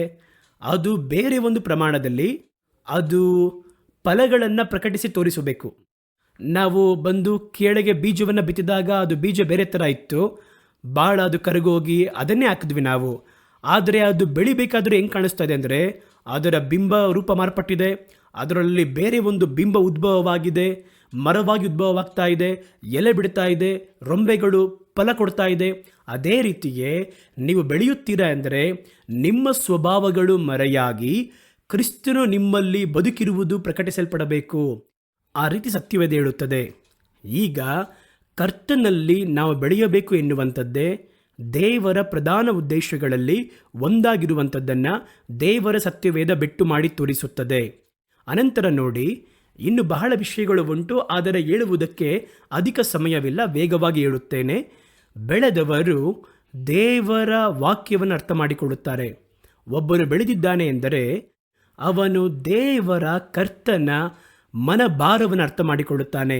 ನೀವು ಚೆನ್ನಾಗಿ ಯೋಚನೆ ಮಾಡಿ ನೋಡಿ, ಮಕ್ಕಳಾಗಿರುವಾಗ ತಂದೆ ಏನು ಕಷ್ಟಪಡುತ್ತಾನೆ, ಕುಟುಂಬದ ಪರಿಸ್ಥಿತಿ ಏನು, ಅವರು ಎಷ್ಟು ಸಂಪಾದನೆಯನ್ನು ಮಾಡುವುದಕ್ಕೆ ಏನು ಕಷ್ಟಪಡ್ತಾರೆ ಏನೋ ನಮಗೆ ಗೊತ್ತಿಲ್ಲ. ಮನೆಯಲ್ಲಿದ್ದೇವೆ, ಕೇಳಿದರೆ ಸಿಗಬೇಕು, ನನಗೆ ಇದು ಬೇಕು ಅದು ಬೇಕು ಅಂತ ಹೇಳ್ತೀವಿ. ಆದರೆ ತಂದೆ ಏನು ಕಷ್ಟಪಡ್ತಾನೆ, ತಾಯಿ ಏನು ಕಷ್ಟಪಡ್ತಾರೆ ಎಂಬುದಾಗಿ ಅರ್ಥ ಮಾಡಿಕೊಳ್ಳುವುದಿಲ್ಲ. ಆದರೆ ಸ್ವಲ್ಪ ಬೆಳೆಯುವಾಗಲೇ ನಮ್ಮ ಕುಟುಂಬ ಪರಿಸ್ಥಿತಿ ಏನು, ಈ ಹಣವನ್ನು ಮನೆಗೆ ತರುವುದಕ್ಕೆ, ಒಂದು ಸಂಪಾದನೆಯನ್ನು ಮನೆಗೆ ತರುವುದಕ್ಕೆ ನಮ್ಮ ತಂದೆ ಎಷ್ಟು ಭಾರಪಡುತ್ತಾರೆ ಎನ್ನುವುದನ್ನು ಅರ್ಥ ಮಾಡಿಕೊಳ್ಳಲು ಆರಂಭಿಸುತ್ತೇವೆ. ಅದಕ್ಕೆ ಹೆಸರೇ ಬೆಳವಣಿಗೆ. ಹಾಗಾಗಿ ನಾವು ಕೆಲಸಕ್ಕೆ ಹೋಗಬೇಕು ಅಥವಾ ನಾನು ಸ್ವಲ್ಪ ನೋಡ್ಕೋತೀನಿ, ಆ ರೀತಿಯಾಗಿ ಭಾರವನ್ನು ಹಂಚಿಕೊಳ್ಳಲು ಪ್ರಯತ್ನ ಮಾಡುತ್ತೇವೆ. ಅದರ ಹೆಸರೇ ಬೆಳವಣಿಗೆ. ಈಗ ಕ್ರಿಸ್ತನ ಕುರಿತಾಗಿ, ಕ್ರಿಸ್ತನ ಕಾರ್ಯಗಳ ಕುರಿತಾಗಿ, ಅವರ ಭಾರದ ಕುರಿತಾಗಿ ನಾವು ಸ್ವಲ್ಪ ಕೂಡ ಚಿಂತಿಸದೆ ಕ್ರಿಸ್ತನನ್ನಿಟ್ಟು ನಮ್ಮ ಚಿಂತನೆಗಳನ್ನು ಮಾತ್ರ ಸರಿ ಮಾಡಿಕೊಳ್ಳುವುದಕ್ಕೆ ನೋಡ್ತೀವಿ, ನಮ್ಮ ಸಮಸ್ಯೆಗಳನ್ನು ಮಾತ್ರ ನಾವು ತಿದ್ದುಕೊಳ್ಳುವುದಕ್ಕೆ ನೋಡ್ತೀವಿ ಅಂದರೆ ಅದು ಇನ್ನೂ ನೀವು ಬೆಳೆಯಲಿಲ್ಲ ಎಂಬುದನ್ನು ತೋರಿಸುತ್ತದೆ. ಮನೆಯಲ್ಲಿ ಜವಾಬ್ದಾರಿ ಇಲ್ಲದವರು ಅಥವಾ ಮಕ್ಕಳಾಗಿ ಇರುವವರು, ಅಪ್ಪನ ಬಗ್ಗೆ ಚಿಂತೆ ಇಲ್ಲ, ಅಮ್ಮನ ಬಗ್ಗೆ ಚಿಂತೆ ಇಲ್ಲ, ನಾನು ಕೇಳಿದ್ರೆ ಅದು ನನಗೆ ಕೊಡಿಸ್ಬೇಕಷ್ಟೇ, ಅವರು ಸಾಲ ಮಾಡ್ತಾರಾ, ಕಷ್ಟಪಡ್ತಾರಾ, ಯಾತರ ಬಗ್ಗೆ ಚಿಂತಿಸುವುದಿಲ್ಲ. ಹಾಗಾಗಿ ಅದು ಬಂದು ಬೆಳೆಯದೇ ಇರುವಂತಹ ಒಂದು ಪ್ರಾಯ. ಬೆಳೆದವರು ತಮ್ಮ ತಂದೆಯ ಭಾರವನ್ನು ಅರ್ಥ ಮಾಡಿಕೊಳ್ಳುತ್ತಾರೆ, ಅದರ ಕುರಿತಾಗಿ ತಾವು ಕೂಡ ಚಿಂತಿಸುವವರಾಗಿರ್ತಾರೆ, ಆ ಭಾರದಲ್ಲಿ ತಾವು ಕೂಡ ಪಾಲು ತೆಗೆದುಕೊಳ್ಳುತ್ತಾರೆ. ಇದೆಲ್ಲ ನಿಮ್ಮೊಳಗೆ ಬರುವುದಾದರೆ ನೀವು ಬೆಳೆದಿದ್ದೀರಿ ಎಂಬುದಾಗಿ ಅರ್ಥ, ನೀವು ದೇವರಲ್ಲಿ ಬೆಳೆಯುತ್ತಾ ಇದ್ದೀರಿ ಎಂಬುದಾಗಿ ಅದರ ಒಂದು ಗುರುತು. ಹಾಗಾಗಿ ಒಂದು ಬೆಳವಣಿಗೆ ದೇವರು ನಮ್ಮ ಬಳಿಯಲ್ಲಿ ಬಯಸುತ್ತಾರೆ. ಈ ಬೆಳವಣಿಗೆ ನಮ್ಮಲ್ಲಿ ಮುಂದುವರೆದು ಬರುವುದಕ್ಕೆ ನಾವೇನು ಮಾಡಬೇಕು? ಸತ್ಯವೇದ ಹೇಳುತ್ತದೆ, ದೇವರ ವಾಕ್ಯವನ್ನು ಧ್ಯಾನ ಮಾಡಬೇಕು. 1 ಪೇತ್ರನ ಪುಸ್ತಕ 2ನೇ ಅಧ್ಯಾಯ 2-3ನೇ ವಾಕ್ಯ ಈ ರೀತಿ ಹೇಳುತ್ತದೆ, ಸಕಲ ದುರ್ಗುಣಗಳನ್ನು, ಸಕಲ ವಿಧವಾಗಿರುವಂಥ ಕಪಟತನವನ್ನು, ವಂಚನೆಗಳನ್ನು, ಹೊಟ್ಟೆ ಕಿಚ್ಚುಗಳನ್ನು ನೀವು ಬಿಟ್ಟು ಹೊಸದಾಗಿ ಹುಟ್ಟಿರುವಂತಹ ಬಾಲಕರ ಹಾಗೆ ದೇವರ ವಾಕ್ಯವಾಗಿರುವ ನಿಷ್ಕಳಂಕವಾಗಿರುವ ಜ್ಞಾನದ ಮೇಲೆ ದಾಹವುಳ್ಳವರಾಗಿರಿ. ಯಾಕೆ? ಹೊಸದಾಗಿ ನೀವು ಬೆಳೆಯುವ ಹಾಗೆ. 3ನೇ ವಾಕ್ಯದಲ್ಲಿ ಏನು ಹೇಳ್ತಾರೆ? ನೀವು ಬೆಳೆಯುವ ಹಾಗೆ. ಬೆಳೆಯುವುದಕ್ಕೆ ದೇವರ ವಾಕ್ಯವಾಗಿರುವ ಜ್ಞಾನದ ಮೇಲೆ ಅಕ್ಕರೆ ಉಳ್ಳವರಾಗಿರಿ. ಸತ್ಯವೇದ ವಾಕ್ಯ ನಮ್ಮಲ್ಲಿ ಬೆಳವಣಿಗೆಯನ್ನು ಉಂಟು ಮಾಡುತ್ತದೆ. ಅದು ಮಕ್ಕಳಿಗಿರುವಂತಹ ಜ್ಞಾನವನ್ನು ಮಾತ್ರವಲ್ಲ, ಬಲವಾಗಿರುವಂತಹ ಬಲಿಷ್ಠವಾದ ಆಹಾರವೂ ಅದುವೇ. ಲೋಕದಲ್ಲಿ ನೋಡುವುದಾದರೆ ಚಿಕ್ಕ ಮಕ್ಕಳಿಗೆ ಕೊಡುವುದಕ್ಕೆ ಒಂದು ಆಹಾರ ಇದೆ, ದೊಡ್ಡವರಿಗೆ ಕೊಡುವುದಕ್ಕೆ ಒಂದು ಆಹಾರವಿದೆ, ಬಲವಾಗಿರುವ ಕಾರ್ಯಗಳನ್ನು ಮಾಡುವುದಕ್ಕೆ ಕೊಡುವುದಕ್ಕೆ ಅಂತ ಒಂದು ಆಹಾರ ಇದೆ. ಆದರೆ ಸತ್ಯವೇದದಲ್ಲಿ ಎಲ್ಲದಕ್ಕೂ ಒಂದೇ ವಿಧವಾಗಿರುವ ಆಹಾರವೇ. ಆ ಎಲ್ಲ ವಿಧವಾಗಿರುವಂತಹ ಆಹಾರವು ದೇವರ ವಾಕ್ಯದಲ್ಲಿರುವಂಥದ್ದಾಗಿದೆ. ಆ ಒಂದು ವಾಕ್ಯ ಬಾಲಕರಾಗಿ ಇರುವವರು ಕುಡಿಯುವಾಗ ಜ್ಞಾನದ ಹಾಲಂತೆ ಕ್ರಿಯೆಯನ್ನು ಮಾಡಿ ಅವರನ್ನು ಮುಂದಿನ ಹಂತದ ಬೆಳವಣಿಗೆ ಮುನ್ನಡೆಸುತ್ತದೆ. ನೀವು ಮುಂದಿನ ಹಂತದ ಬೆಳವಣಿಗೆ ಯೌವನಸ್ಥನಾಗಿ ಹೋದಾಗ ಅದೇ ವಾಕ್ಯ ಅದರಲ್ಲಿರುವಂತಹ ಬೇರೆ ಒಂದು ಅರ್ಥವನ್ನು ತೋರಿಸಿ, ಬೇರೆ ಒಂದು ಆಹಾರವಾಗಿ ಪ್ರಕಟಿಸಿ ನಿಮ್ಮನ್ನು ಯೌವನಸ್ಥರಿಗಿರುವಂತಹ ಬಲವಾಗಿ ಮಾರ್ಪಡಿಸುತ್ತದೆ. ಹಾಗಾಗಿ ಆಹಾರದಲ್ಲಿ ನೋಡಿ, ಎಷ್ಟೋ ವ್ಯತ್ಯಾಸವಾದ ಆಹಾರಗಳು ಲೋಕದಲ್ಲಿ ಇದೆ. ಮಕ್ಕಳಿಗೆ ಬೇಕಾಗಿರುವಂತಹ ಆಹಾರ, ಬೆಳೆಯುವವರಿಗೆ ಬೇಕಾಗಿರುವಂತಹ ಬೆಳೆಸುವಂತಹ ಆಹಾರ, ವ್ಯಾಧಿಯಸ್ಥರಿಗಿರುವಂತಹ ಔಷಧ ಆಹಾರ, ಔಷಧಿಯಾಗಿರುವಂಥ ಆಹಾರ. ಔಷಧಿ ಥರ ಇರುತ್ತೆ ಕೆಲವೊಂದು ಆಹಾರ, ಸರಿಯಾಗಿ ಹೋಗುತ್ತೆ. ಅನಂತರ ಬಲವಾಗಿರುವ ಕಾರ್ಯವನ್ನು ಮಾಡುವಂತಹ ಸೈನ್ಯ, ಮಿಲಿಟರಿಲಿರುವಂತಹ ವ್ಯಕ್ತಿಗಳಿಗೆ ಕೊಡಲ್ಪಡುವಂತಹ ಬಲವಾಗಿರುವ ಆಹಾರ ಲೋಕದಲ್ಲಿ ಪ್ರತ್ಯೇಕವಾಗಿ ಇಟ್ಟಿದ್ದೀವಲ್ವಾ. ಸತ್ಯವೇದದಲ್ಲಿ ಎಲ್ಲಿ ವ್ಯತ್ಯಾಸ ಪಡುತ್ತೆ ಅಂತ ಹೇಳಿದ್ರೆ, ಒಂದೇ ವೇದ ವಾಕ್ಯವೇ ಅದರಲ್ಲಿ ಇಷ್ಟೊಂದು ಕಾರ್ಯಗಳು ಒಳಗಿರುವಂಥದ್ದಾಗಿದೆ. ಮಕ್ಕಳ ಪ್ರಾಯದಲ್ಲಿ ಜ್ಞಾನದ ಹಾಲಿನ ಹಾಗೆ ಆ ವಾಕ್ಯತನನ್ನು ಪ್ರಕಟಿಸುತ್ತದೆ. ಮುಂದೆ ನಾವು ಓದಬೇಕಾದರೆ ಸ್ವಲ್ಪ ಜ್ಞಾನ ಹಾಲನ್ನು ಕುಡಿದು ನೀವು ಬೆಳೆಯುವಂಥ ಮುಂದಿನ ಹಂತಕ್ಕೆ ಹೋಗಿ ಅದೇ ವಾಕ್ಯವನ್ನು ಓದಬೇಕಾದರೆ, ಅದೇ ಸತ್ಯವೇದವನ್ನು ಓದುವಾಗ ಅದು ಮುಂದಿನ ಹಂತದ ಆಹಾರವಾಗಿ ತನ್ನನ್ನು ನಿಮಗೆ ಪ್ರಕಟಿಸುವಂಥದ್ದಾಗಿದೆ.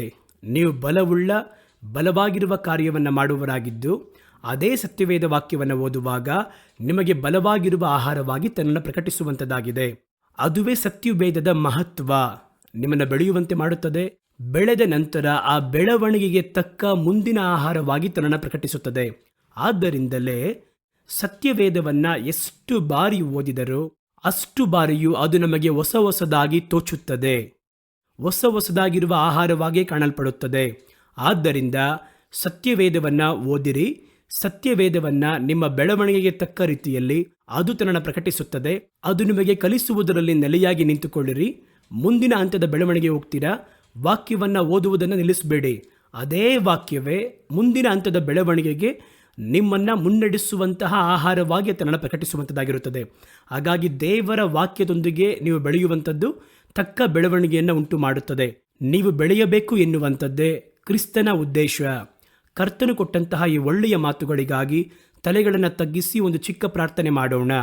ಪ್ರೀತಿಯೂ ಕೃಪೆಯೂ ತುಂಬಿರುವಂತಹ ಪರಲೋಕದ ತಂದೆಯೇ, ನಾವು ಬೆಳೆಯಬೇಕು ಎನ್ನುವಂಥದ್ದು ದೇವರ ಬಯಕೆ ಎಂಬುದಾಗಿ ಅರಿತಿದ್ದೇವೆ. ನಮ್ಮ ಬೆಳವಣಿಗೆ ತಕ್ಕ ಬೆಳವಣಿಗೆಯಂತೆ, ಕರ್ತನು ಬಯಸಿದಂತಹ ಬೆಳವಣಿಗೆಯಂತೆ, ಒಳ್ಳೆ ಫಲಗಳನ್ನು ಕೊಡುವಂತಹ ಬೆಳವಣಿಗೆಯಂತೆ ಅದು ರೂಪುಗೊಳ್ಳಲು ಸಹಾಯ ಮಾಡಿ.